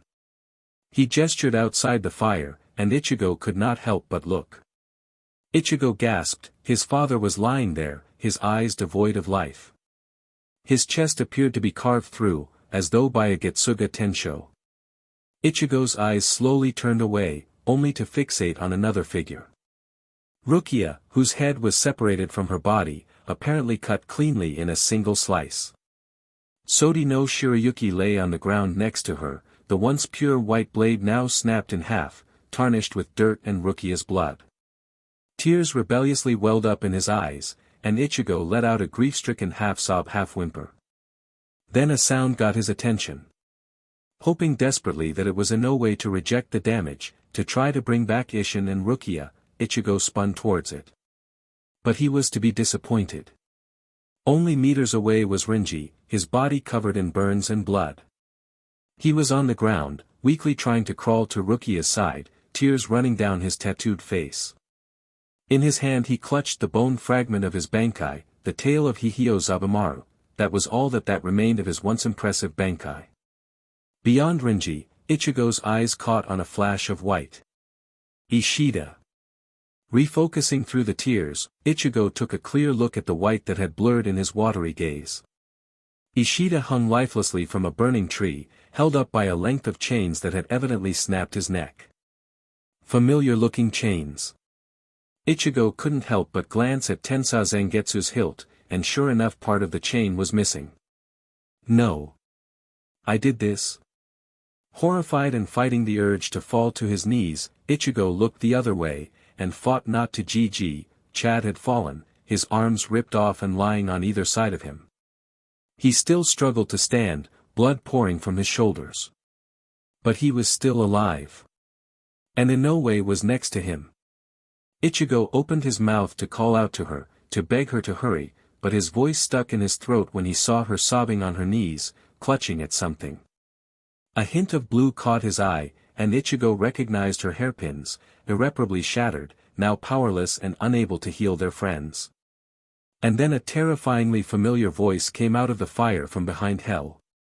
Tell me, Ichigo-kun. Aizen walked out, calm as could be, and stood beside Hell with a knowing smile on his face. Was it worth it?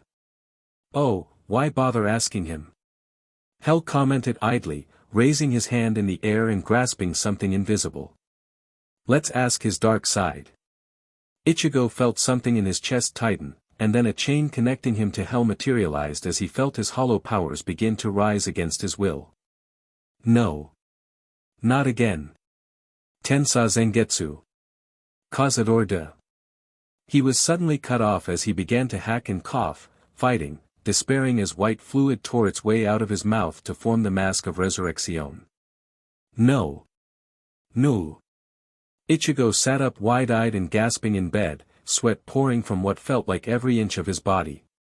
He had barely even thought it before Zangetsu materialized in his hands, ready in Shirkai form. It was just a nightmare, it was just a nightmare, it was just a nightmare, he chanted to himself. They're all alive. They're okay. They're alive. But just to feel better, he quickly extended his senses and found each of his friends and family. They were all alive and apparently resting peacefully. Still breathing hard, Ichigo wiped the sweat off his brow and checked the time. It was only 2:43 a.m. After that nightmare, he didn't dare try again to sleep. This is what I get for trying to sleep when I'm not exhausted, he berated himself. Ichigo grabbed the badge and practically slammed it against his chest, exiting his body with ease. It was only moments later that he leapt out the window and into the night. Knowing there was no chance of him getting any more sleep that night, Ichigo stretched and began to make his way to the nearby forest. Might as well go practice my Bakudo. He quickly found a secluded part of the forest, and landed.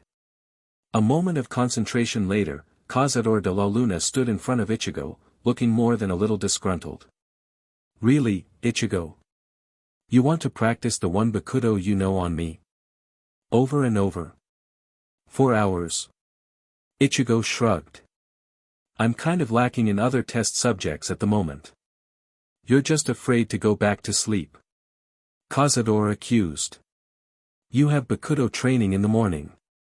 Tell me you're not afraid of returning to that nightmare isn't a strong enough word for it. Ichigo retorted without thinking. Tell me that you weren't just as horrified as I was. Everyone dead at our hands. Aizen back and working with Hell. Us bound to Hell as his SLV of mass destruction. Of course I was, Ichigo. Cazador yelled back. I'm part of you. I'm your instinct, remember? Your instinct to protect is part of me. The idea that we could be the one to kill them repulses me, it makes me want to puke. But you can't run away from this. You are stronger than this, Ichigo. He is right, Ichigo. Abandon your fear. With a snarl, Ichigo materialized Zangetsu's spirit next to his inner hollow. Can you blame me for not wanting to sleep, knowing that if I do I'll be returning to that? Zangetsu's expression did not change in the slightest. The nightmare is a product of your fears. You lost control in hell. You fear that in the coming conflicts, you will enter hell and lose control again. You're DMN right, I'm afraid of that. So do what you must to ensure it doesn't happen, Zangetsu commanded sternly. How? Ichigo demanded. I wasn't supposed to lose control that time either, not since I gained control of Resurrection. How was hell able to mess with our very soul? You weren't prepared for it, Cazador told him bluntly. I was asleep in your soul, and wasn't able to minimize the influence hell had over you. Now, between Zangetsu and me, you should be fine. Oh, great, and what happens if I need to use Resurrection against hell? Cazador shifted uneasily. Air. That's what I thought, Ichigo shot back angrily, before he sat down against a tree. Fine. I'll just have to do without. Cazador, I'm counting on you to suppress our hollow powers if and when we enter hell again. The inner hollow gave a mock salute. Aye, Captain. Ichigo turned to his Zanpakuto spirit. Do you have any control over my dreams? Very little. At best, I may enter them as a spirit and alert your dream self to the situation. This may provoke a state of lucid dreaming. I'll take it. We'll see how it works tomorrow night, right now I'm too awake to try. Zangetsu merely nodded before dissipating. Ichigo turned to the manifestation of his instinct. In the meantime, time to train to take out hell as quickly as possible. Cazador sighed, then perked up. Let's try to make things interesting, Ichigo. You'll be using Bakudo while you're in Bankai, probably masked, right? Yeah, so practice in that state, and I'll give you a moving target. Ichigo saw no problem with that. Fine, but only Jillian mask for now. I want to get the hang of how my hollow power affects Bakudo before I have to deal with the instinct. Bankai. Quickly drawing his Jillian mask, he gathered his power. Bakudo 1, Sai. The spell promptly blew up in his face, lightly charring the mask. Cazador immediately fell to the ground laughing. Oh, do it again. Shut it. A few hours later, Ichigo called a halt to their training and descended back down to the clearing. Cazador joined him a moment later before disappearing into Racier and rejoining the rest of Ichigo's soul. Ichigo was beginning to get the hang of casting with the mask, though his spells still blew up in his face every now and then from being outrageously overpowered. I guess this is what Rinji feels like. And I don't even have my full power available to me. He complained to himself, suddenly realizing that he had a lot of work to do. This is going to take years. Perhaps not. Recall that higher level bindings require more power, and as Hachigen said when you first began training with the vizard, more power merely strengthens bindings of a high enough level. So you're saying it might be easier for me to learn higher level Bakudo once I have the basics mastered? It seems like a logical conclusion, Ichigo. Ichigo sighed. Suppose there's no way to know until I talk to Tensai and Hachi. He glanced up at the sky. They're probably awake by now. Let's go get this thing started. He was about to shunpa, when his spiritual sense flickered. Ishida was coming towards him quickly. Wonder what he wants. A few moments later, Ishida landed on the ground a few feet from his rival. Kurosaki. Ishida. What's wrong? Ishida shook his head, as though trying to clear it. I wish to discuss a private matter with you, and I would prefer you to keep it to yourself. Ichigo blinked, taken aback. Sure, Ishida, but why me? I can predict what Sato and Orihime would tell me, and I don't really have anyone else. I want to know what you would do in my situation. Now Ichigo was worried. What, did you get a girl pregnant or something? What?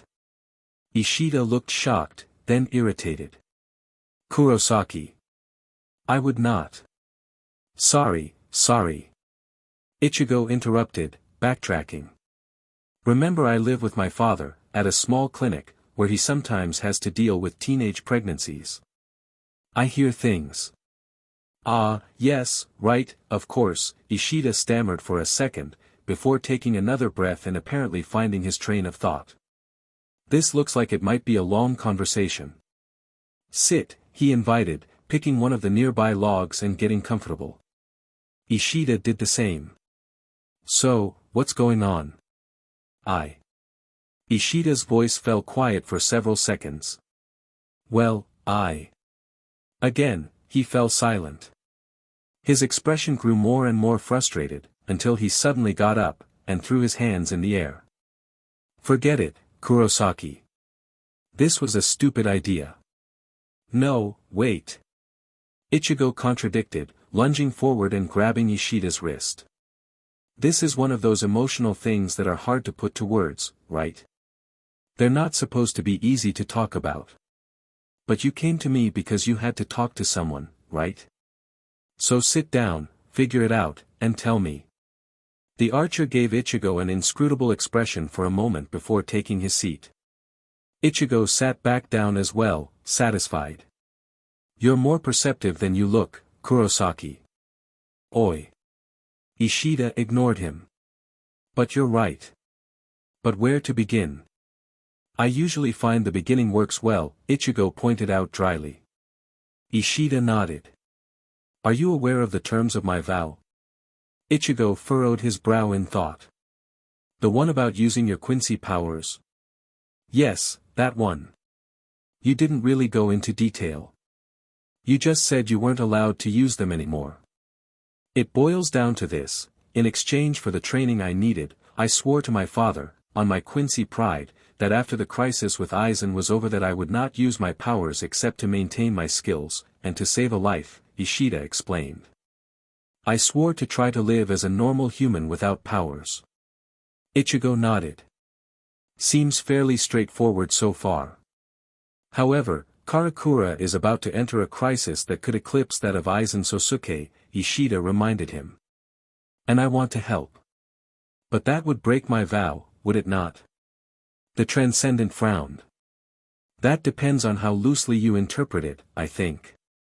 Ishida waved his hand agitatedly.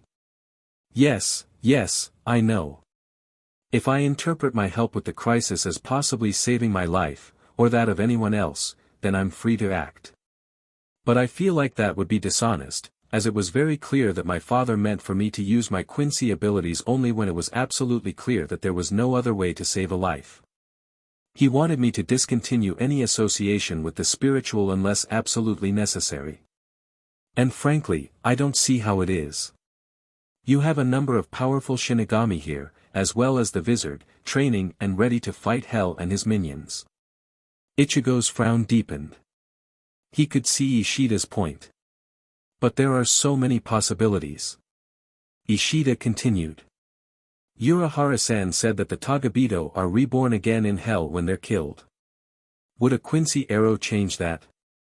The vizard's eyes widened. He had no idea. If it did, it would change the game entirely. He breathed. It'd take away Hell's advantage completely. It'd change an unending onslaught into a fight with finite foes to vanquish, Ishida finished. Or, imagine what happens if it doesn't. That means that somehow, Hell has found a way to make it so a quincy arrow does not destroy souls. If that were the case, we could find out how and make my grandfather's dream come to life. Quincy and Shinigami working together, without souls needlessly being destroyed. I could restore the quincy without fear of having another quincy massacre. His hand clenched. I could one day have children and teach them how to defend themselves and others from hollows, without wondering if one day the Shinigami will decide to complete the extermination. Ichigo was very glad he was sitting down. His legs suddenly felt very weak. He'd had no idea that Ishida had thought that far ahead in the future, and the hardest part was that he could now utterly understand Ishida's fears. If I ever have children, they'd be the children of a transcended human Shinigami Hollow hybrid, Zangetsu finished. They would almost assuredly have the ability to see spirits from a young age as you did, Ichigo. And they too would likely have their own dormant Shinigami capabilities. After all, you inherited yours from your father. Of course they'd be a threat. Or maybe Soul Society'd use them against you. Who knows? Oh Kami. Ichigo's throat was suddenly very dry. The archer noticed and nodded. Yes, all that is possible, but only if I break my word, Ishida replied bitterly. So tell me, Kurosaki. What would you do in my situation? Do I sit on my hands and pray that you and your allies successfully eliminate the threat without anyone dying? Or do I break the vow I swore on my Quincy pride, take up my bow and make a difference? I see. Both Ichigo and Ishida spun towards the forest, where Ishida Ryukin stepped out from the shadows. The elder Quincy gazed steadily at Ichigo, who stared back without flinching. I followed my son here after I felt his use of Hirenkyaku to this location. I had expected to find him training, disregarding his vow as a child might. The younger Ishida clenched his fists in fury, his glasses glinting as his head bowed slightly. I swore, did I not? I swore on my Quincy pride. I would not dishonor myself so. Ryukin turned his eyes to his son. No, Yuryu, not without just cause, it would seem. He paused for a brief moment. I must admit, I was surprised to hear you begin to understand why I would have you cease your spiritual activities. Like it or not, Yuryu, you are my son. The time of the Quincy has passed, and I have no desire to see you executed for the sake of world balance. Yuryu pushed his glasses up the bridge of his nose, making them flash momentarily. This is our chance. We can change everything now, and make Soken's dream, your father's dream, into reality. Possibly, Ryukin conceded. And even if such does not prove the case, you would be saving the Shinigami much hardship. In doing so, they would be better able to protect Karakura. And as a result, you would indirectly be helping to save lives. And directly saving lives, Yuryu pointed out with narrowed eyes. Protecting the lives of those the tagabito will attack. Ryukin's expression did not change, but he fell silent. Ichigo remained quiet, feeling that somehow that conversation had narrowed itself to just the two remaining Quincy's. Release me from my vow, Yuryu pleaded. Allow me this chance. Without it, I will always wonder if maybe, just maybe, I could have made a difference. For whom? Ryukin questioned coldly. The younger Ishida bowed his head. For anyone who dies before hell is conquered once more, Yuryu answered quietly. For any future children I may have. And, for myself. Explain. Yuryu raised his gaze to meet that of his father's. Like it or not, Ryukin, I am a Quincy, he stated firmly, echoing the elder's statement to him. And the Quincy were born to protect ourselves and others from spiritual threats. I am a guardian of Karakura. He extended his arms to either side, gesturing to the forest and beyond. So much of who I am is tied to the spiritual. I have fought and bled for my nakama. I have risked death in having my spirit consumed for them, and they for me. Their consciences cannot allow them to sit back and let others protect their town, their friends, their families. I need to fight alongside them. Let me protect those to whom I have entrusted my soul. The silence was profound for a few minutes, and neither Ishida looked away from each other. Then Ryukin scoffed and turned on his heel. Do as you wish, Yuryu. I release you from your vow. But. He turned sideways and stared piercingly at his son. I still expect you to explore mortal life. Do not seclude yourself entirely in the afterlife. Yuryu merely nodded. Ryukin nodded in return, then turned and walked away.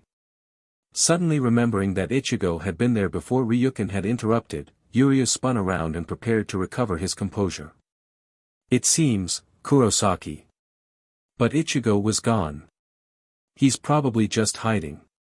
Not an issue, I'll just sense him, DMN it, I can't find him. What the hell?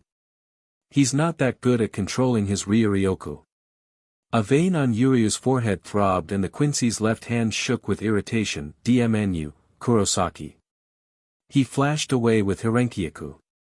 Ichigo didn't move from his hiding spot within the thick foliage of a nearby tree. Well, it seems that issue's resolved. Ishida's back in the fight. He nodded to himself. That's good. I hope he finds a way to make his arrows purify, rather than destroy. He got up and took to the air, heading to Urahara's. Time to do my part. A few minutes later, Ichigo arrived at the shopkeeper's. He reached out to knock, but the door opened before he could. Come in, Ichigo-kun, Urahara invited. The vizard entered, and his attention was immediately caught by Tensai and Hachi standing together, looking at him with expressions that made shivers crawl down Ichigo's spine. I think I'm in trouble. You should feel honored, Ichigo-kun, Urahara commented easily. Not many people have the privilege to be tutored by the Taicho and Fukuteicho of the Keto Corps. Ichigo swallowed. Oh yeah, I'm in trouble. I'm going to be in a lot of pain, aren't I? Looks like. The school bell rang, and Inoue glanced around. Ichigo hadn't arrived. She sighed. Kurosaki-kun is probably training again. Ms. Oki stood in front of the class, a sorrowful look in her eyes. Attention, please. It seems that Kurosaki Ichigo was shot yesterday, and there were complications in removing the bullet. As a result, he is bedridden and unable to attend class for the time being. He is being cared for by his father and sisters at the Kurosaki clinic, but they have requested only Ichigo's close friends visit. As one, all eyes turned to Chad. Someone had eavesdropped on the conversation Chad and Ichigo had had with Ms. Oki upon their return to school, and the story that Ichigo had saved Chad from some gang had spread like wildfire. So, naturally, everyone now thought that Ichigo had been shot in retaliation. Chad's expression didn't change. I will be visiting him today after class, he announced. I will pass on your well wishes. Inoue sighed again. Definitely training again. Poor Kurosaki-kun, he doesn't get a break. Oi. Oriheim, Tatsuki whispered. Is he, working? Yes, the redhead confirmed, noting that Kigo and Mizuiro were listening in as well. What can we do to help? Kigo asked. Inoue was taken aback by the question. I'm not sure how you can, actually, she admitted, turning to Chad for help. The giant of a man shook his head. Sorry. The three of them hung their heads. I hate this, Tatsuki swore quietly. Being so powerless. Mizuiro muttered under his breath. Yes, the martial artist confirmed emphatically. Chad and Inoue exchanged significant glances. Urahara had told them and Ishida the new location of the Hogyoku after they had nearly panicked about it shortly following Aizen's demise. At the same time, he had entrusted them with the knowledge of the truth about the Hogyoku's powers, and shared his theory that it was the reason they had developed their powers so quickly. Flashback. Sato-san, Inoue-san, I believe your powers were born from a number of factors, Urahara explained. You have each been attacked by hollows and survived, which gave your souls the potential. You spent quite some time with Ichigo-kun regularly, especially after he was given Shinigami powers, developing your spiritual awareness. You each cursed being powerless to protect those around you. And those heartfelt desires interacted with the Hogyoku that I had implanted into Kuchiki Rukia's Jigai, allowing you to seemingly spontaneously sprout your powers. But why are you telling us this? Ishida asked pointedly. Ichigo-kun has a lot on his plate, Urahara admitted. I want you to keep an eye out for those who show signs of following in your footsteps. Why? Chad questioned suspiciously. Not to force powers on them, the shopkeeper denied quickly. To keep track of them. They will attract hollows. And they will probably, at some point, gain powers of their own with or without my help. It would be a lot easier on them, and us, if we were prepared for it. End flashback. Inoue was beginning to feel more worried than before. She didn't want Tatsuki and the others involved. It was dangerous, more dangerous than when she'd gotten herself involved. And this time we don't have the grace period for them to get comfortable with their powers, she fretted. Hell itself is going to invade. Chad, too, quietly worried. Am I strong enough to help Ichigo? Memories of his defeat at the hands of Okiura ran through his mind. No, I'm not. I need to get stronger. But, how? He looked at his hands. My left arm holds my enjoyment of battle. My right holds my will to protect. I don't think they can evolve any further right now. So, what other emotion do I take strength in? Chad reached up and gently grabbed the special coin he wore on a necklace every day. It was the old Mexican coin, the coin his abuelo had given to him. That coin had become a symbol of the promise he'd given his abuelo, to use his strength to protect. Chad rubbed the coin mindlessly, but suddenly stopped, realizing his answer. Promises. I have pride in my word. I promised abuelo I would fight to protect. I promised Ichigo I would have his back, and he mine. He closed his eyes. There was a special emotion he associated with those promises that would last a lifetime. It was the feeling that no matter what happened, he absolutely had to keep those promises, or else lose himself. Chad knew in his heart what the word for that emotion was. Duty. And that's a wrap. Yuryu called his dad by his first name because that's what he does in canon.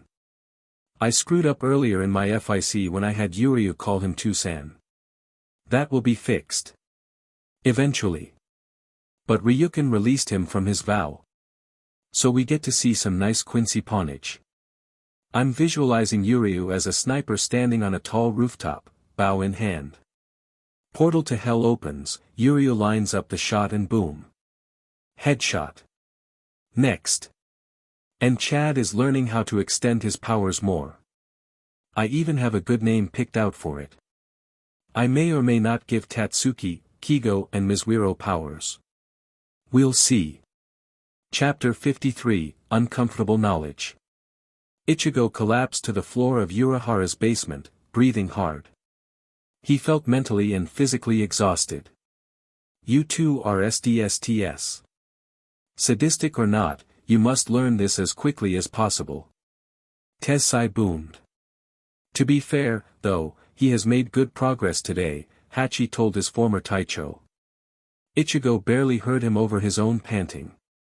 They'd begun by teaching Bakudo 4, Heinoa, a simple but versatile spell. Flashback. It is one of the precursors to a number of Bakudo, such as Bakudo 9, Horin, and the far more powerful Bakudo 63, Seijo Sabaku, Tessai explained. All of these spells share the common traits of having ropes of energy binding the target. Heinoa, however, can be used in as many ways as you can imagine a rope being used. Consider for a moment that you need to grab someone and pull them out of the way of an incoming attack, Hachi continued. Heinoa can lasso them without disabling their ability to attack. Or perhaps you need a trigger for a keto trap. Make the Heinoa small enough, thin enough, and it can be used as a tripwire. Ichigo had mostly figured out how to generate the rope of energy, but was still having some trouble with directing it when suddenly Tessai had wordlessly fired a Sokatsui at him, forcing him to leap up and dodge. What the hell? I will stop only when you successfully bind my arms to my side, Ichigo. Tessai swore. Hachigen, bind him if he attempts to use Zangetsu or attack me physically. Hi, Taicho. End flashback. That was 5 hours ago. Ichigo thought disbelievingly. He watched Tessai break the ropes of his spell effortlessly, and his frown deepened into a scowl. Your spell is still substandard, Tessai judged. The ropes are not tight enough, nor are there as much of it as there should be. He began to walk to the ladder leading up to the shop. It is time for lunch. We shall continue afterward. Ichigo let out a groan, but trudged up to follow, glad that the vizard-turned-errand-car had apparently returned to their hideout to continue their training, leaving Ichigo's humiliation to be relatively private. He hoped so anyway. Tozen had vanished overnight, but there was always a chance he was still somewhere in the training area in some secluded corner, meditating. I'm a transcended vizard. The first ever to achieve resurrection. The youngest to ever reach Bankai. I am more in tune with my soul than most could ever dream. I have taken on Taicho of Soul Society and won. I am the king of Hueco Mundo. I have delved into hell itself and returned alive. And yet you got your butt kicked by an old man slinging keto at you, Cazador finished. Well, better you than me. Shut it. I'm learning it faster than you would, at least. Meh, if it wasn't for the fact that old man hell can't be killed, I wouldn't bother with spells.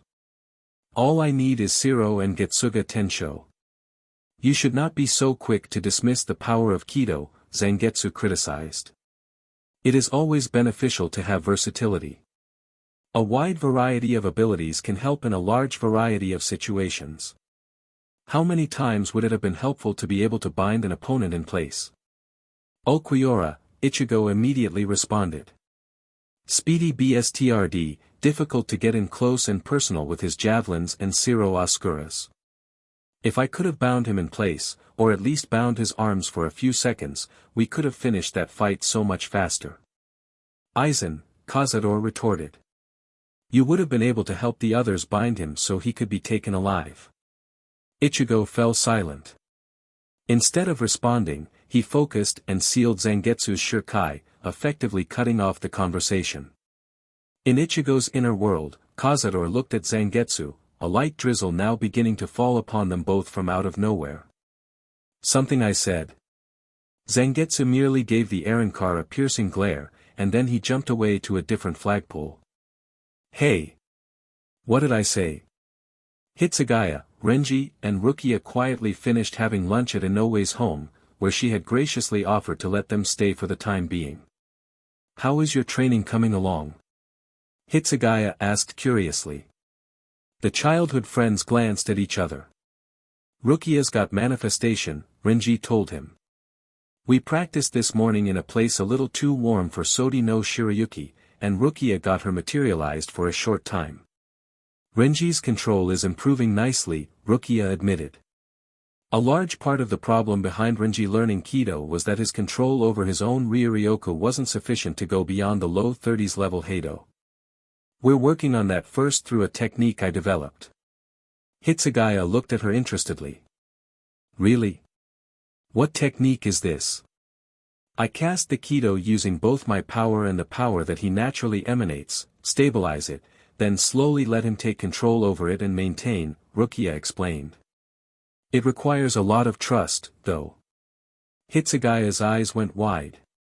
You can directly manipulate the Ryu-Ryoku in the air, he breathed. Yes, why? Rukia asked. Is that unusual? Most can only impose their own will upon their Ryu-Ryoku before releasing it as Ryatsu or as a keto. Hitsugaya replied, his voice a little higher than normal. Kuchiki-san, have you not thought of the implications? You are using the energy around you, not just inside you. Can you do this consistently? Try to draw on the power I release into the air. Rukia's face took on an expression of determination, and she extended her awareness, gathering her focus. Taking some of the icy Ryatsu that she recognized as that of Hitsugaya Taicho, she gathered and shaped it with some of her own power, forming a small but perfect Heido 31, Shikaho. That wasn't as easy as with Renji's, but then again your power is like mine, tinted with cold, Rukia murmured. Hitsugaya reached out and felt the spell with his own spiritual sense. Sure enough, his own power was there, swirling and stable. Kuchiki-san, you must swear to me never to abuse this ability, he said suddenly. Hide it from everyone, especially Kuratsuchi. What? Why? You are casting spells, using the power in the air. You are actively changing the way someone else's power is utilized. Just like a quincy. Hitsugaya hissed. Rukia's concentration failed entirely at the statement, and the keto imploded on itself, lightly scorching her hair. Like a quincy, she repeated, dumbstruck. But, how can that be? Renji demanded. I don't know. Hitsugaya nodded, calming slightly as he saw they understood the situation. How long have you been able to do that? Rukia shook her head slowly. I hadn't really tried until yesterday. It was just a thought I'd had. If I can sense it, why can't I work with it? I just wanted to help Renji. Hitsugaya shook his head, still trying to gather his composure from the shock of being informed of Rukia's ability. That ability will no doubt prove extremely useful to you, he muttered. Kuchiki-san, while this ability has several implications, you must keep it secret. Can you imagine what would happen if Yamamoto Sotecho found out? You could commit crimes and pin them on someone else by their Ryatsu. He'd have you locked up for the integrity of Soul Society. Or allow Kuratsuchi to experiment on you to determine how it was done. And then what do you think would happen? Rukia's face went white. Ichigo. Renji paled too, understanding exactly what was being left unsaid. Hitsugaya nodded solidly. Ichigo. Soul Society must not be informed, for as long as possible. Keep your experimentation to a minimum until the Hell Crisis is over and you can practice in private. Rukia quickly nodded her assent. Good. Continue your work on Bankai. If we're lucky, if you're discovered you can pass it off as an ability your Bankai gave you. He began muttering to himself, growing quickly inaudible before shaking his head. Right. I'll stay on the lookout for any incursions from hell. You too, make sure you don't exhaust yourselves with your training. Hi, Renji agreed. Come on, Rukia. Let's get going. His best friend followed silently, her mind still reeling from the revelations. Like a quincy? She echoed mentally. Chad silently ate his meal with the rest of the spiritually aware members of his class, but his mind was completely elsewhere. Will it work? He hadn't been able to focus on class since his revelation regarding his feelings of duty, and the coin he carried with him always. It felt like his power was just itching to release itself, and Chad could hardly keep himself from running to find a secluded spot in the woods to try it. What would it look like? Sato-kun. Distractedly, Chad realized he was being addressed. Sorry, Inoue. What were you saying? Are you okay, Sato-kun? The redhead asked concernedly. I am all right. Chad didn't want to share his thoughts about unlocking another power, not until he had tested it. If it didn't work, he didn't want their sympathy. If it did, we'll see. I am merely thinking about the situation with hell. Kigo nodded fervently. That's what we're discussing. What happens if they were to come out, like, now? Suddenly, a wave of evil-feeling Ryatsu rushed over them, causing them to shiver as one. Tatsuki smacked Kigo upside the head. DMNU, Kigo. You had to jinx us. Mizuiro sighed despondently. You really should know better. Ishida, Chad and Inoue were already standing and gathering their power, reaching out their senses to find the source of the intrusion. Found it. Ishida muttered. Feels like 2 or 3 of them. Probably a scouting party. Chad grunted acknowledgement, he could sense the general location as well. Let's go. He hefted Inoue under one arm, prompting a startled squeak, before he and Ishida took off using their high-speed techniques towards the forest. They quickly approached a forested area that Ishida recognized. This is where I met Ichigo this morning. That must be significant. Did Ichigo have some clue? Or are they after him specifically? He tore himself away from his speculations as he spotted the intruders. There were in fact 2 of them, and they both appeared to be quite human. They did not appear to have hollow holes at all, but their Ryatsu was definitely not that of Shinigami or of a living soul. The first was medium height, about 5.5 feet tall, and almost completely covered in concealing rags of dull grays and browns. Even the person's hair was covered, only jade-green eyes were visible. It was difficult to tell, but Ishida had a hunch that this person was female. There was something about the way she stood. Around each of her forearms, there was a chain that reached down to her hands. So, those are the chains of hell, Ishida mused, before moving on. The second was a tall, barefoot, painfully thin man whose cheeks had sunken. His skin was almost translucent, and his light brown hair thin and coming out in spots. Ishida's eyes narrowed as he realized that this man had obviously been starved for some time now. The man's hands twitched, and the clanking of metal rings drew Ishida's attention for a split second. The chains were tightly wrapped around the man's fingers, palm and thumb before reaching back and attaching to his elbows. For a brief moment, Ishida's mind froze with the implications. He literally can't pick up or hold anything. He can't unwrap the chains from his hands. Even if he finds food or water, he has little way to hold it to his mouth to eat. What a terrible punishment. Eternal starvation, endless thirst. But what are they after? Ishida signaled Chad to follow him, and the silent man did as bid. The three of them landed quietly nearby, but out of sight. "What do we need to do again?" the man asked, his voice dry and scratchy. "Idiot, I've told you several times now," the shorter of the two responded irritably.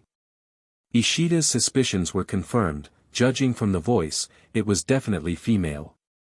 "It's not my fault. Hell promised to loosen the chains a bit so I can finally have a drink and something to eat without having the Kushinaga try to eat me. It's been so long, Hana." "Get your mind off it, Kieru," the newly identified Hana suggested, her tone a little softer. "I know it's hard to focus, but the sooner we finish the sooner you'll get a drink. All we have to do is kidnap a couple of humans and get some information." Kieru sniffed the air. "There are a few humans right over there," he said quickly, his voice taking on an excited quality as he pointed directly at Ishida's, Chad's and Inoue's hiding place. "We can use them." "What?" Hana spun around, seeing the three empowered humans clamber out and get ready, their cover blown. "Well. Your luck's turning up, Kieru. Alright, you three, feel like answering a question or two?" In response, Ishida summoned his bow and Chad activated his right arm, quickly putting Inoue behind them. "Not particularly," Ishida answered coolly. "Don't be like that," Kieru pleaded. "How about a trade?" Hana offered. "A question for a question. Ask us whatever you like, and then we'll ask you something." "I don't like it," Chad murmured just loud enough for his companions to hear. "I know. But this could give us valuable information, if we ask the right question," Ishida muttered back, not taking his eyes off the tagabito. "Fine. Give us a minute to consider what question to ask." Hana waved a cloth-covered hand at them regally. "Take your time. It's nice to be out of hell." The three of them turned towards each other and lowered their voices so as not to be heard. "What do you think, Ishida-kun?" Inoue asked quietly. "I'd want to know what hell's up to." "It's not likely that they'd know much," the quincy countered with a shake of his head. "However, they might know the consequences of what would happen if the chains are broken." "I disagree," Chad rumbled quietly. "But we could ask if one of them would come with us to Ichigo so we can test the theory." Inoue and Ishida glanced at each other, then nodded. The chains tied everything together, metaphorically speaking. If breaking the chains freed the tagabito from hell, that meant one less fighter he could send at them. If doing so killed the tagabito, however, we'd need to find an alternative way to free Masaki and Yuzu, Ishida thought grimly. "But it's better to know now so we can find that knowledge." "Alright," Inoue agreed. "But what if they agree, but then ask something that we really shouldn't answer?" Ishida paused to contemplate. "A stalemate. If they agree, they can ask us anything they like. But if we answer first, there's little to keep them from breaking their word and fleeing with the knowledge." He eyed Inoue speculatively. Or, perhaps not. Inoue, do you remember how you used Soten Kishun as a binding technique back in Hueco Mundo? Inoue nodded, and then her expression reflected understanding as she quietly snapped her fingers. Ah! If they try to run, hold them. Right. If it's too much to get both, just take one, alright? Ishida clarified. Inoue gave a sharp nod of assent. Then the three turned back to the tagabito who were waiting, and Ishida cleared his throat. If you don't mind, we'd rather answer your question before we make our request. That way if you ask us something we can't answer, we can decline our deal without any bad faith. Fine, fine, Hana acceded airily. Our question is simply this: who are the rulers of the living world at this time? Chad blinked. That was not what he had expected. He glanced at Inoue, who seemed just as bewildered. Ishida, however, narrowed his eyes slightly in understanding. I see. Your answer will require some research, unless you'd like to clarify the question. Simply put, the living world is made up of several independent governments, each with an official ruler or group of rulers, the Quincy began. The right to rule for some companies change very frequently. I cannot be sure of who is currently in charge of every country. It is a very large world. Hana shook her head. How vague. Let me put it another way. Hell's dimension can only connect to the living world for any length of time at points of very large spiritual concentrations. During Hell's first rise, those locations traditionally also house the strongest who dwell in the living world, who are naturally in charge. So my question, then, is who are the strongest? I would have to say that Kurosaki Ichigo, Shihoin Yoruchi, and Urahara Kisuke are the strongest at this time, Ishida replied after a few moments. There may be others, but I have not had opportunity to see them. Is that enough? Kieru asked his companion almost desperately. Yeah, it's good enough, Hana agreed. Now, what's your question? It's more a request, Ishida replied calmly. We want at least one of you to follow us to Kurosaki Ichigo. We wish to find out what happens if your chains are broken. Kieru and Hana both snapped their full attention to the quincy. We can be free? Kieru whispered disbelievingly. Shut up. Hana barked. We have tried to rid ourselves of these chains for longer than you've been alive. How do you know that he can do it? He has before, Chad informed them. During a fight against Tagabito who held his family hostage. But he did not get all the chains, so we are still uncertain of the consequences. Hana and Kieru looked at each other and then spoke quietly, turned around so that no one could read their lips. But Ishida was certain he heard the word spirit and before, closely followed by hell and seal. After a couple of minutes, Kieru appeared to sigh, and nod his head wearily. I am sorry, humans. While we would like to, we cannot. Why not? Inoue blurted. Surely you want to be free? Of course we do. Hana replied in an acidic tone. There are two big problems. First, the chains are bound to hell. Their strength is directly proportionate to his. And now that he has been resurrected, the chains are exponentially stronger. Maybe Kurosaki Ichigo can break them. But if he can't, and hell finds out, what do you think will happen to us? And second, Kieru muttered sadly, even if our chains are broken, what is there for us? Life? We are dead. Soul Society? We are Tagabito, we would be outcasts or executed outright for our sins. Hueco Mundo. How long until some Vasto Lord decides to try to snack on us to find out if we give them extra powers? Hana finished bitterly. No, humans. The only thing left to us if our chains are ever broken, is death. Ishida's eyes narrowed. You're saying that severing the chains would leave you alive, so to speak? Sure, Hana agreed, her tone still sour. Why do you want to know? Ichigo's family died in hell while they were kidnapped, Chad uttered heavily. But before they could be resurrected as Tagabito, they were retrieved and brought to the living world. They seem to be in some sort of in-between state. Ichigo's sister was a living human before being kidnapped, and her soul is still in her body. His mother, already being dead, is not decomposing. We want to save them, Inoue told the tagabito earnestly. But we don't know how. Hana made a small noise as though she were about to say something, but her voice died almost as soon as it reached her lips. After another moment, she tried again. And here I thought I knew everything about these med chains. I really don't know. If you cut the chains now, though, I'd guess that they'd die for good then. But the chains haven't been put on a living human before to my knowledge. Anything could happen there. Their best bet though is to return to hell, come back to life, and then have the chains cut. Without warning, Kieru's stomach growled loudly enough to make everyone stare at him. Hana. He pleaded. Fine, fine. Off we go. She opened an eye-shaped portal back to hell with a wave of her hand, and Kieru jumped through without a moment's thought. Hana turned back though, and Ishida could swear in her eyes he could see sympathy. Pity. But then the moment was gone. Tell Kurosaki Ichigo that he needs to prepare himself.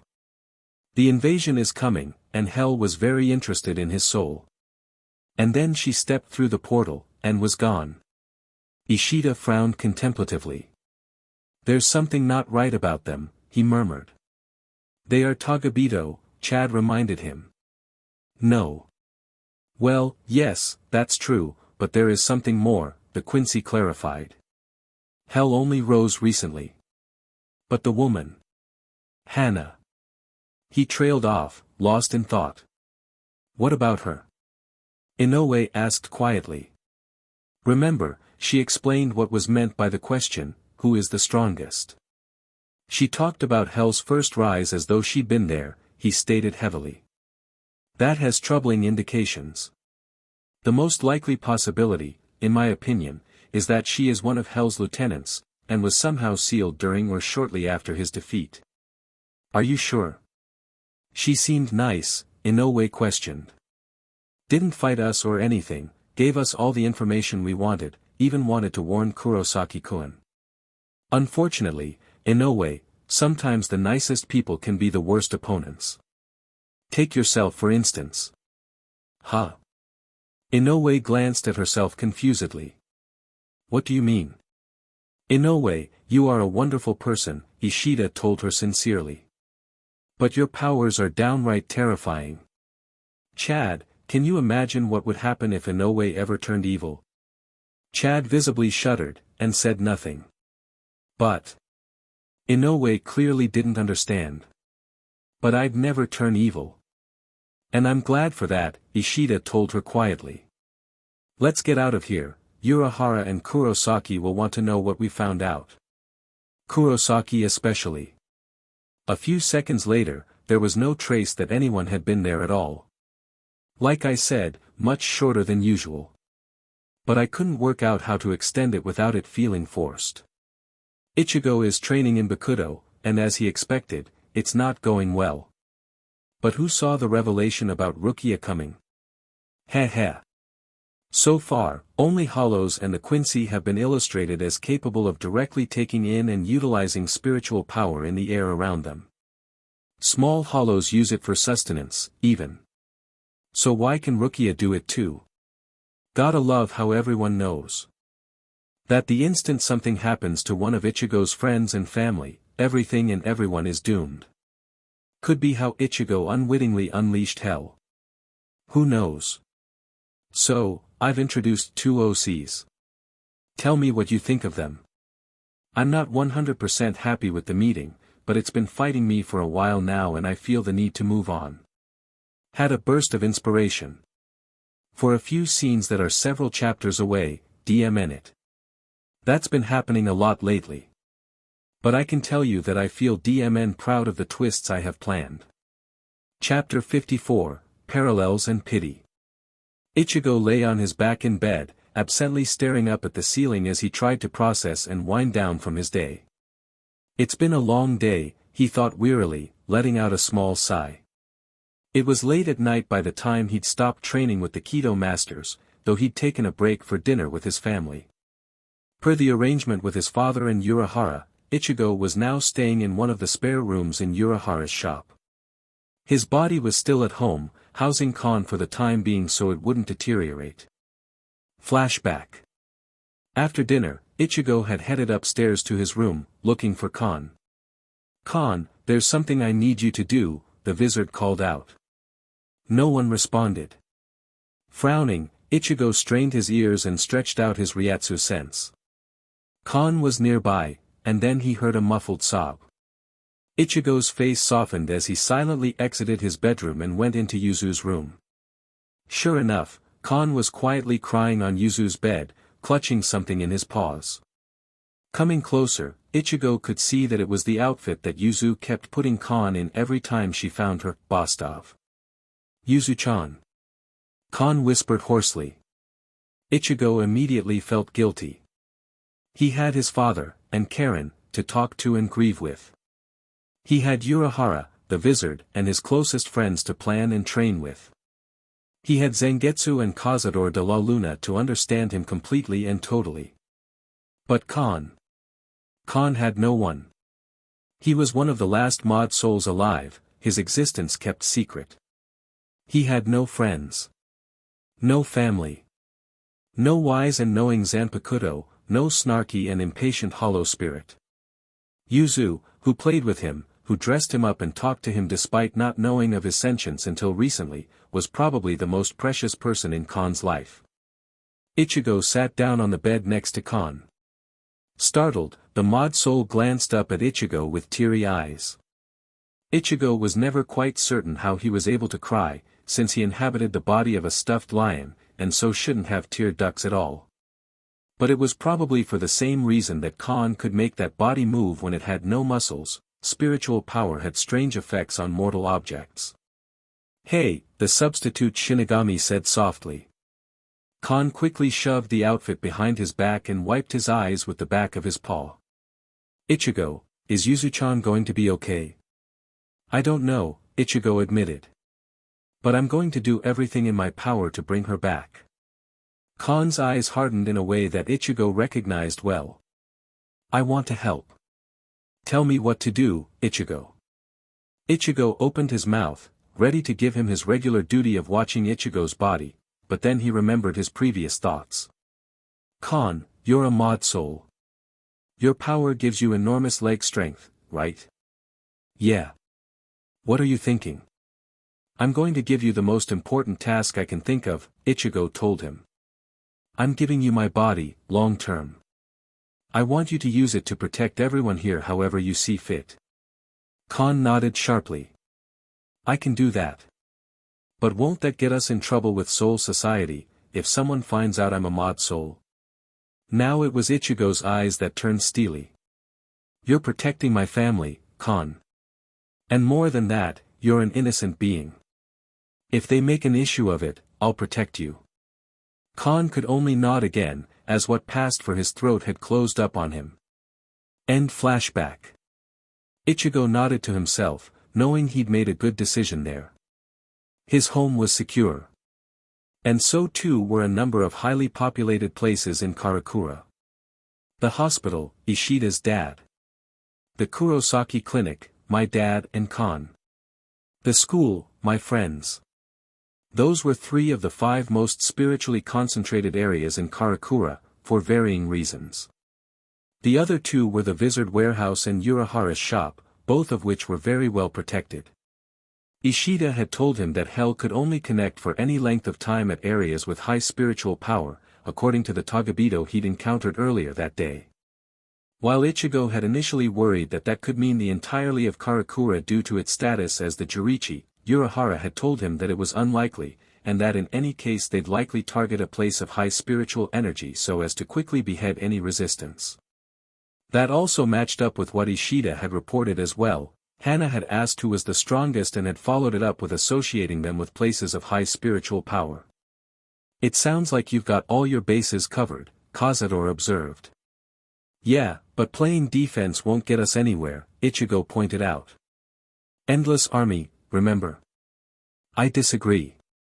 Playing defense, as you put it, gives you the time to develop your skill with Bakudo so we can implement a more permanent solution. Unless the Spirit King intervenes again, our strongest chance lies in us being able to seal hell. I hope the Spirit King does come and help, Ichigo admitted. I'm tired of having it all come down to me. Both Zangetsu and Cazador fell silent at the admission, knowing that the vizard had every right to feel that way.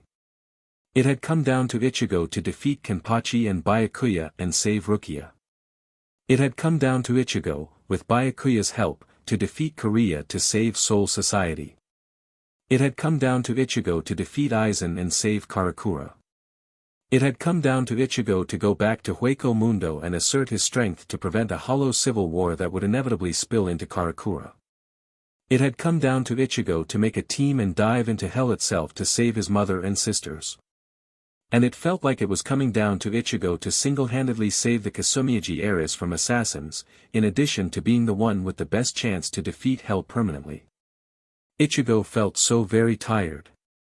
Bone-weary no longer sounded strong enough to describe his sense of exhaustion, but there was still the threat of hell over his head. There was no way to know when hell's forces would invade. At least with Aizen we had a general idea of when he'd attack, since he was waiting for the Hogyoku to fully awaken. But hell? Ichigo shifted onto his side. When this is all over, I'm tempted to retire. Cazador laughed darkly. You really think you can, Ichigo? You're in too deep to back out now. You are the king of Hueco Mundo, meaning that if you grow weak for any reason, hollows are bound to attack you to claim your throne. You're a transcendent vizard, which means that at least a few of Soul Society's big powers are scared of you. You let up your guard and you're likely to get a Zanpakuto in the back. If you want to run anywhere, you leave your family exposed, and it's already been proven people will use them against you. Your only choice is to keep getting stronger until no one dares to F with you. Ichigo sighed, not bothering to remind his inner hollow about their plans to eventually create a world, a small paradise for his family to stay safe in. But then, a strange thought occurred to him. I wonder, is that what happened to Yamamoto? Ichigo mused. What? Yamamoto. He's by far the strongest pure Shinigami alive. Stronger in Shirkai than all of the Bankai we've seen from the other Taicho. How many life or death situations must he have gone through to reach that power? Ichigo shook his head. Are we merely repeating his footsteps? Growing stronger, more skilled, in every struggle, until it's obvious that taking us on is suicide? Did he have a family that was used against him? If your paths are similar, Ichigo, then what of it?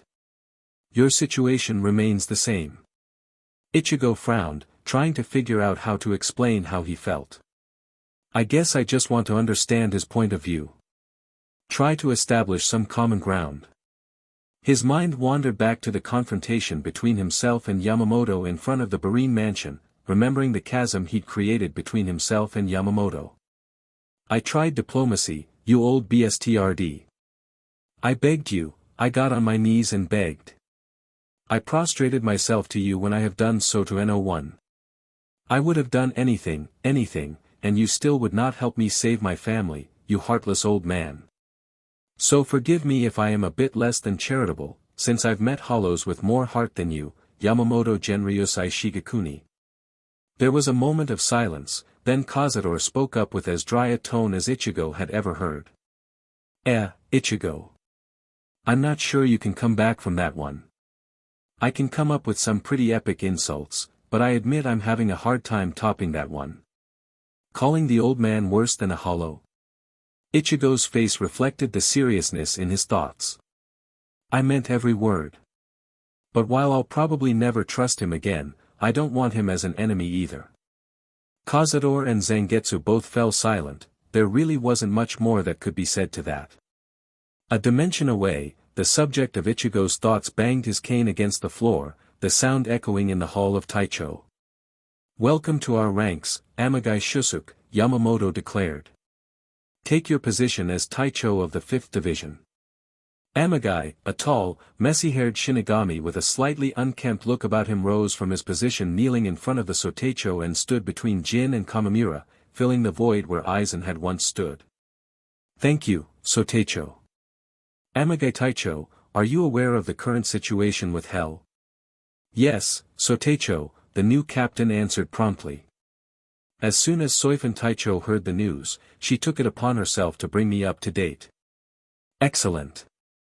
As you are no doubt aware, there has been no Taicho for the 5th Division for quite some time, and your Fukuteicho, Hinamori Momo, has had difficulty running the division due largely to her needing time to recover from Aizen, twice, Yamamoto reminded. Your official duty is to restore order to the division and train them to be able to fight the tagabito.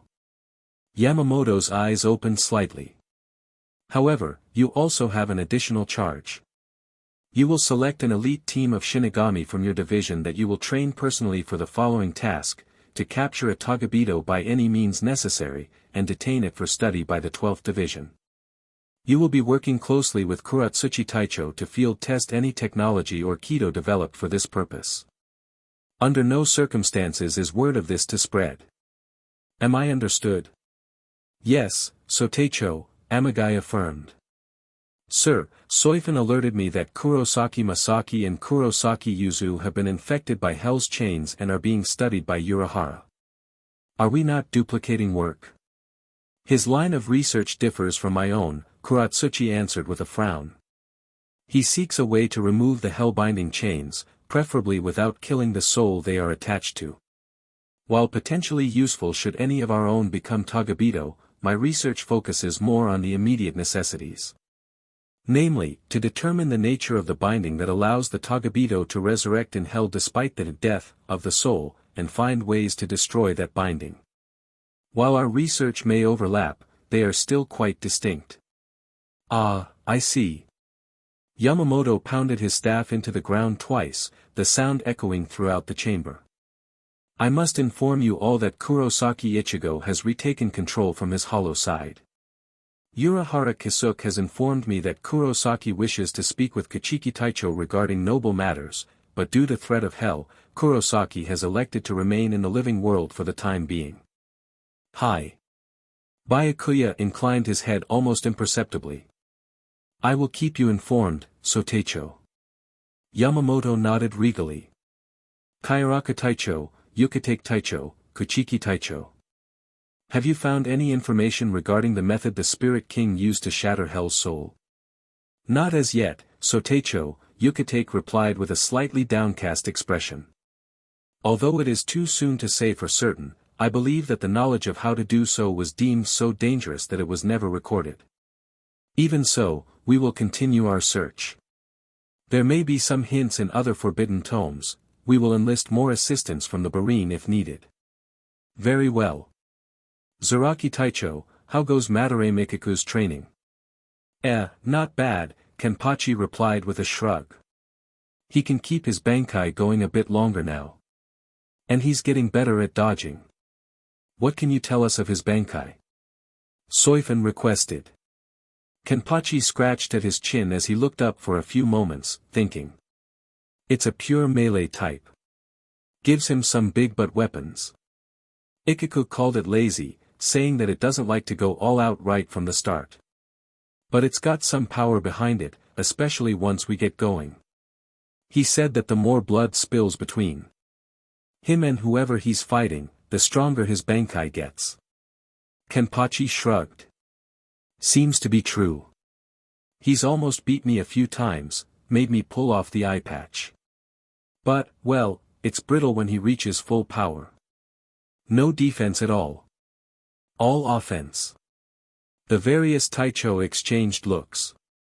It sounded like an interesting Bankai, no one had heard of a Bankai that grew stronger in the middle of battle. And just like all Bankai, it had a few weaknesses. Lacking initial strength, and brittle blades upon reaching full strength. Can he fix his weapons if they break? Kairaku inquired curiously. Dunno, don't think he's ever tried. Kenpachi gave a sudden manic grin. We'll try that next time. Yukatake shook his head, silently wishing Ichigo the best of luck. Yamamoto nodded and once again struck his staff upon the floor, silencing everyone. Anohana Taicho, have you found anyone suitable for learning the healing arts outside of your division? Only a few non-seated, and a couple of seated Shinigami. Per your orders, I have already talked to their respective Taicho and arranged temporary transfers. They are currently being trained by Kotetsu Fukuteicho. I have taken a special interest in training Kotetsu Fukuteicho and 7th Seat Yamada Hanataro, both of whom have displayed outstanding talent in healing. Excellent. I am still corresponding with the Zero Division to arrange a meeting with the Spirit King. That is all. Dismissed. Amagai slowly walked out of the room, lost in thought. But he was startled out of his musing when Yukitake and Kairaku came up to him. So, how is your first taste of being Taicho, Amagai Taicho? Kairaku inquired with a reassuring smile. It's... Amagai sighed. It's intense. I never expected to become Taicho in the first place. There's never been a promotion from the Onmitsukido directly to Taicho in the past. And then there's the hell situation. Yukitake grimaced sympathetically. The task Yamamoto-sensei gave you is daunting, I agree. Capturing a tagabito. Amagai nodded wearily. Capturing is always so much harder than outright killing. It gets exponentially more difficult if they work in groups, and according to the report several of them were working together against Kurosaki Ichigo. I don't even know my division yet, how am I supposed to handpick a team? Well, Yamaji probably isn't expecting it to be done right this minute, Kairaku reasoned. Why not go get to know your division, and work with your Fukuteicho, Hinamori Momo? She can help you ease into the role. Besides, Amagai Taicho, Yukitake spoke reassuringly. The 5th Division is well known for gathering those with talent. Say what you will about Aizen, but he could recognize those with potential. 3 of our own Fukuteicho were handpicked by him to join the 5th immediately after graduating the Shinigami Academy, Abarai Renji, Hinamori Momo, and Kira Izuru. I'm sure there are others just waiting to be found. Amagai perked up a little. You've got a good point, both of you. Thanks, Yukitake Taicho, Kairaku Taicho. I think I'll go see Hinamori now, I really should get to know the people I'm going to lead. Kairaku smiled easily. If you need advice, feel free to come to Jushiro or me. Getting move into this position can't be easy. Again, thank you Kairaku Taicho. They split ways, Amagai making his way to his new division, a whirlwind of thoughts just tearing through his head. He shook his head to clear it, and only reached mild success. But if there's only one thing evident, it's that this is going to be a lot more complicated than before. I need to focus on the here and now. Hell has to take priority. Kuchiki Byakuya entered the room in the 1st Division barracks that Yamamoto had dedicated for communication with the living world. Yamamoto had made it a permanent fixture after being forced to work with Urahara, due to the necessity of being able to consistently communicate with allies. Quietly closing the door, he silently turned on the viewing screen.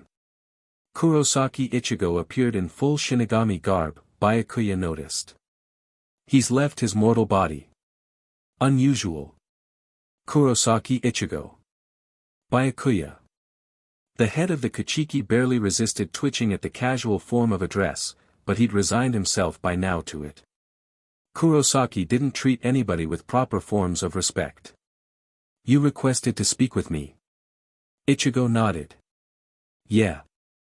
There's a bit of a situation that I need some advice on how to deal with quickly. Noble stuff. I'd ask Rukia about it, but she's busy training with Renji. Besides, it has a bit to do with what happened with the Barine. Understanding blossomed, and Byakuya was instantly at full attention. Ah. I see. Elaborate. The Kasumiaji have an internal problem that has basically become my problem. The heiress is here in the living world, hiding from assassins sent by a guy named Kumoi. Supposedly he's in some influential position of power in the clan, and is poised to take over if the heiress dies. And how is this your problem? Byakuya asked pointedly.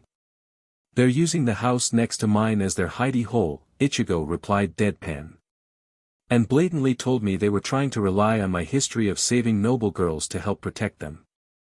If the Taicho of the 6th Division were any less of a noble, he would have sighed and shaken his head. Even so, his heart felt a twinge at the indirect reminder that Ichigo had had to save Rukia from Byakuya himself. I see. And you feel that this is an unnecessary distraction, given the current situation with Hell? Exactly. I need ways to resolve this and quickly, because frankly we can't afford to split our attention. One of the assassins fought Urahara earlier, and apparently was controlling some hollows. Ichigo's fists clenched. By delaying Urahara, Tensai, and Hachigen, that assassin prevented us from bringing my mother and sister back alive, and indirectly is responsible for the rise of Hell. Byakuya silently had a sharp intake of breath, startled. That was not information that anyone in Soul Society currently knew, and it meant that once again, Kurosaki Ichigo had reason to invade Soul Society. And given its personal nature, he will likely act as he did with Aizen, with intent to kill. That is a serious accusation. I know. But it's obvious that we can't let things stand as they are. I concur, Byakuya agreed steadily, framing his words carefully. It was a delicate situation they were about to enter, but he had to make sure Kurosaki understood the difficulties and politics involved. However, there are laws the Godai 13 must follow. To date, there is no incriminating evidence regarding this. No. But if I were to present the heiress, and have her formally request assistance like you did with Yamamoto, would that work? Ichigo questioned. Byakuya shook his head, though he had to silently applaud Kurosaki for the thought. It was a good idea, given what precious little experience Kurosaki had with Soul Society politicking. Unlikely. The key difference is that in the case with your mother, evidence directly implicated the other noble families. The Kasumiyaji situation is exactly that, isolated to the Kasumiyaji. So long as their affairs do not directly impact Soul Society as a whole, the Godai 13 is bound to non-interference. So, what, Yamamoto won't do anything until the assassins attack a member of the Godai 13? Ichigo asked incredulously.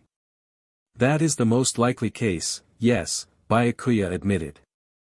His eyes and face hardened even more than usual, closing off any trace of emotion. What am I about to say will no doubt make you extremely angry. I ask you to remain calm. Ichigo appeared quizzical. Have you considered the alternative? Letting the Kasumiyaji heiress die? The situation is resolved quickly, if not in the way you prefer.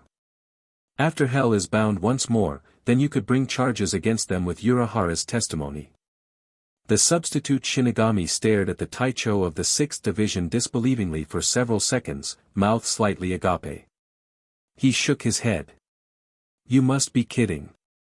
You're suggesting I let an innocent girl die? And let some homicidal, power-hungry guy win and become the leader of a noble clan? It is the most expedient solution, Byakuya told him coolly. I do not care for it either, truth be told. However, nothing. Ichigo interrupted angrily. This has too many parallels to Rukia for my liking. Would you have let Soul Society execute Rukia with the Sokayaku, and given Aizen the Hogyoku out of her still warm ashes, just to ensure no hostilities between Aizen and Soul Society? His face twisted into an expression of sheer disgust. No. That is not an option. Despite all of his emotional control, Byakuya almost cracked a smile. Privately, the leader of the Kuchiki was glad that Kurosaki had not changed that much. He was still the same man who had rushed into Soul Society to rescue a girl who had saved his family. It was almost inspiring, how Kurosaki strove to do what he felt was right regardless of how painful and difficult it would be. Very well. There are few alternatives, but while I cannot do anything as Taicho of the 6th Division, there may be something the head of the Kuchiki is capable of. Ichigo gave a tired smile, relaxing from his previous shouting. Thought as much. That's why I wanted to talk to you, you know the loopholes. I shall request a meeting with this Kumoi. You have yet to learn the art of politics and manipulation, Kurosaki. You have a history of disregarding Soul Society law, and as you yourself have said, one of the assassins has caused you great emotional pain. A subtle reminder of such will prove more than sufficient. Kumoi will either cease his activities and attempt to find a way to appease you, or attempt to silence us directly. Regardless of his choice, the Kasumiyaji heir will be relatively safe. Additionally, should he choose to attack us, then we show him why you're a Taicho of Soul Society, and why I am the one who took down Aizen. Ichigo finished with a smirk. Thanks, Byakuya. He paused for a moment. What would society do if I did just swoop in and kill him, anyway? Now it was Byakuya's turn to stop and stare at the vizard. You ask difficult questions. I thought so. Hi there, Kuchiki Taicho. Urahara walked in from off-screen. While you're visiting the Kasumiyaji, could you have some servants looking for evidence of Bakoto manufacturing? The assassin I fought used one, and admitted that it's forbidden, which makes it treason. He smiled and tipped his hat slightly. And as I would well know, treason is one thing that always spurs the Godai to action. Byakuya took Urahara's spontaneous appearance in stride and nodded regally. Thank you for the information, Urahara-san. Kurosaki, I will keep you updated. Thanks, Ichigo acknowledged. Anything else new in Soul Society that I should probably be aware of? A new Taicho has been chosen to replace Aizen, Byakuya informed him. Amagai Shusuk. He has been tasked with developing a strike force to capture a tagabito for Kuratsuchi Taicho to experiment upon. It will likely be a week, possibly 2, until Amagai Taicho leads the team into the living world. Ichigo frowned.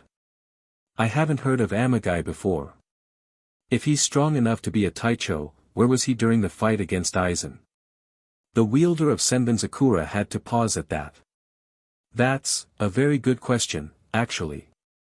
His previous position was in the Patrol Corps, a division within the Onmitsukido. However, I do not know why he was absent. Allow me, a former assassin, to elaborate, Urahara jumped in. The Patrol Corps is generally assigned to the Siriidii, gathering information mostly. It's likely that Soifun Taicho knew about Amagai Taicho at that point, and entrusted him with ensuring that Soul Society remained stable while almost all of the Godai 13 command structure was out of Soul Society. Ah, Ichigo acknowledged with a nod. That makes sense. Can't have everyone coming back to find the Siriidii up in flames. Byakuya had to agree, Soifun was certainly cunning, sly and ruthless enough to do such a thing. In any case, Amagai Taicho will likely wish to see you, and the advance force of Shinigami stationed in the living world. Accommodations may be necessary. Ichigo frowned and rubbed his brow. How many people are we talking? That depends on the size of the strike force, but I would estimate between 4 and 6 people. Oh my. It may be more profitable for me to renovate my humble shop into a bed and breakfast, Urahara joked. Ichigo just sighed, ignoring the eccentric shopkeeper. Fine, whatever. Nothing else is really going on over here yet. Have there been any tagabito attacks? The vizard shrugged. Not really an attack, but we did have a visit from 2 tagabito. They seemed to just be scouts. My friends intercepted them, and found out that hell can only connect to the living world at places with high spiritual energy, even for Karakura. So we're looking at my high school, the graveyard, the hospital, the homes of my spiritually aware friends and family, the Urahara shop, and the vizard base. There may be others, and Urahara's looking into that, but so far that's what we got. I will inform Yamamoto Soteicho of this development immediately. That information will aid in providing swift approval for limiter removal if needed, Byakuya promised. Good to hear. Good luck with the Kasumiyaji meeting. The Taicho nodded. And to you. And then he ended the interdimensional call. You gave him a great deal of information, Kuchiki Taicho. And you have promised him your aid regarding a matter that the Godai 13 has no legal right to intervene in.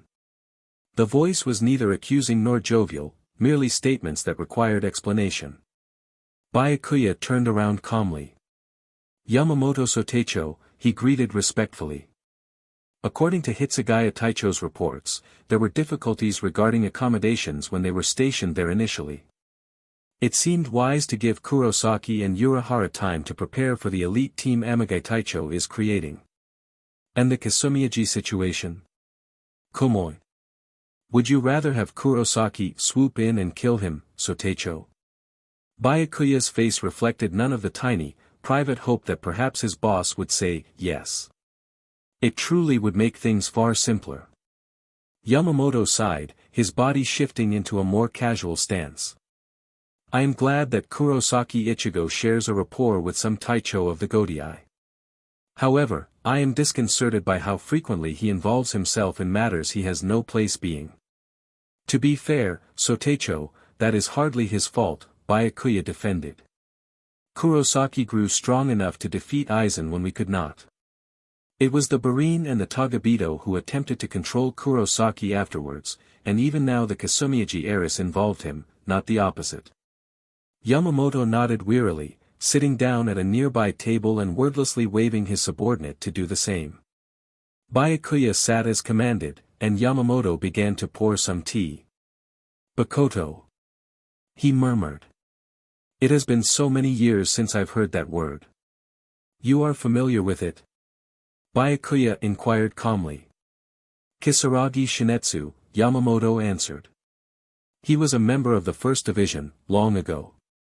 The Central 46 denied my request to investigate the Kasumiyaji compound after I'd heard rumors of forbidden weapons being forged. Kisaragi, however, he offered to infiltrate the compound anyway. I needed the information, the truth. I sent him to investigate. He was caught. It was not a question. Yes. I am uncertain how, but he was given a strange weapon, a Bakoto. It warped his mind, turned him against me. He attacked me, and I was forced to defend myself. The Bakoto broke, freeing Kisaragi from its control, only for him to die shortly thereafter. You did not send others to investigate, fearing for their safety, Byakuya guessed. With the Bakoto broken, there was no evidence. And as you disobeyed the Central 46, you could not act upon the knowledge. You had to cover up Kisaragi's death. Yes. They sat in silence for several seconds, drinking their tea, allowing Byakuya to digest the new information. If I gather sufficient evidence. Yamamoto set his tea down and fixed his subordinate with a stare that reflected the fiery Ryatsu he constantly kept in check. Then I will invade the compound myself, and burn alive the ones responsible for Kisaragi's death. It is the least I can do for him. It was looking at the tense, serious expression on his commander's face that prompted Byakuya to make a sudden realization. He'd seen that exact look on Kurosaki. Yamamoto and Kurosaki are far more alike than most realize, he thought in surprise. Power beyond reckoning, undying loyalty to those they claim as theirs, and the will to destroy all in their path to protect or avenge them. It certainly put a new spin on why they clashed so badly. Yamamoto was old, tired, cynical. He'd adapted to the Sotecho position, politicking and compromising, doing what he felt he had to do for the benefit of as many people under his command as possible in a cruel world. But Kurosaki was young, fresh and innocent by comparison, refusing to sacrifice others and standing up for his ideals. For Yamamoto to interact with Kurosaki must be almost a spit in the eye, as the Sotecho looked upon someone who could well be a reflection of his past, a painful reminder of who he had once been, of what he had given up over the centuries. And in light of those realizations, Byakuya found himself feeling an emotion he never thought he'd have regarding the strongest pure Shinigami, pity. I'll tell you this, I was not expecting that little heart-to-heart at the end. My characters basically wrote themselves at that point. I think Yamamoto is a bit lonely up at the top, and having someone like Byakuya listen and understand was just too much of a temptation to pass up.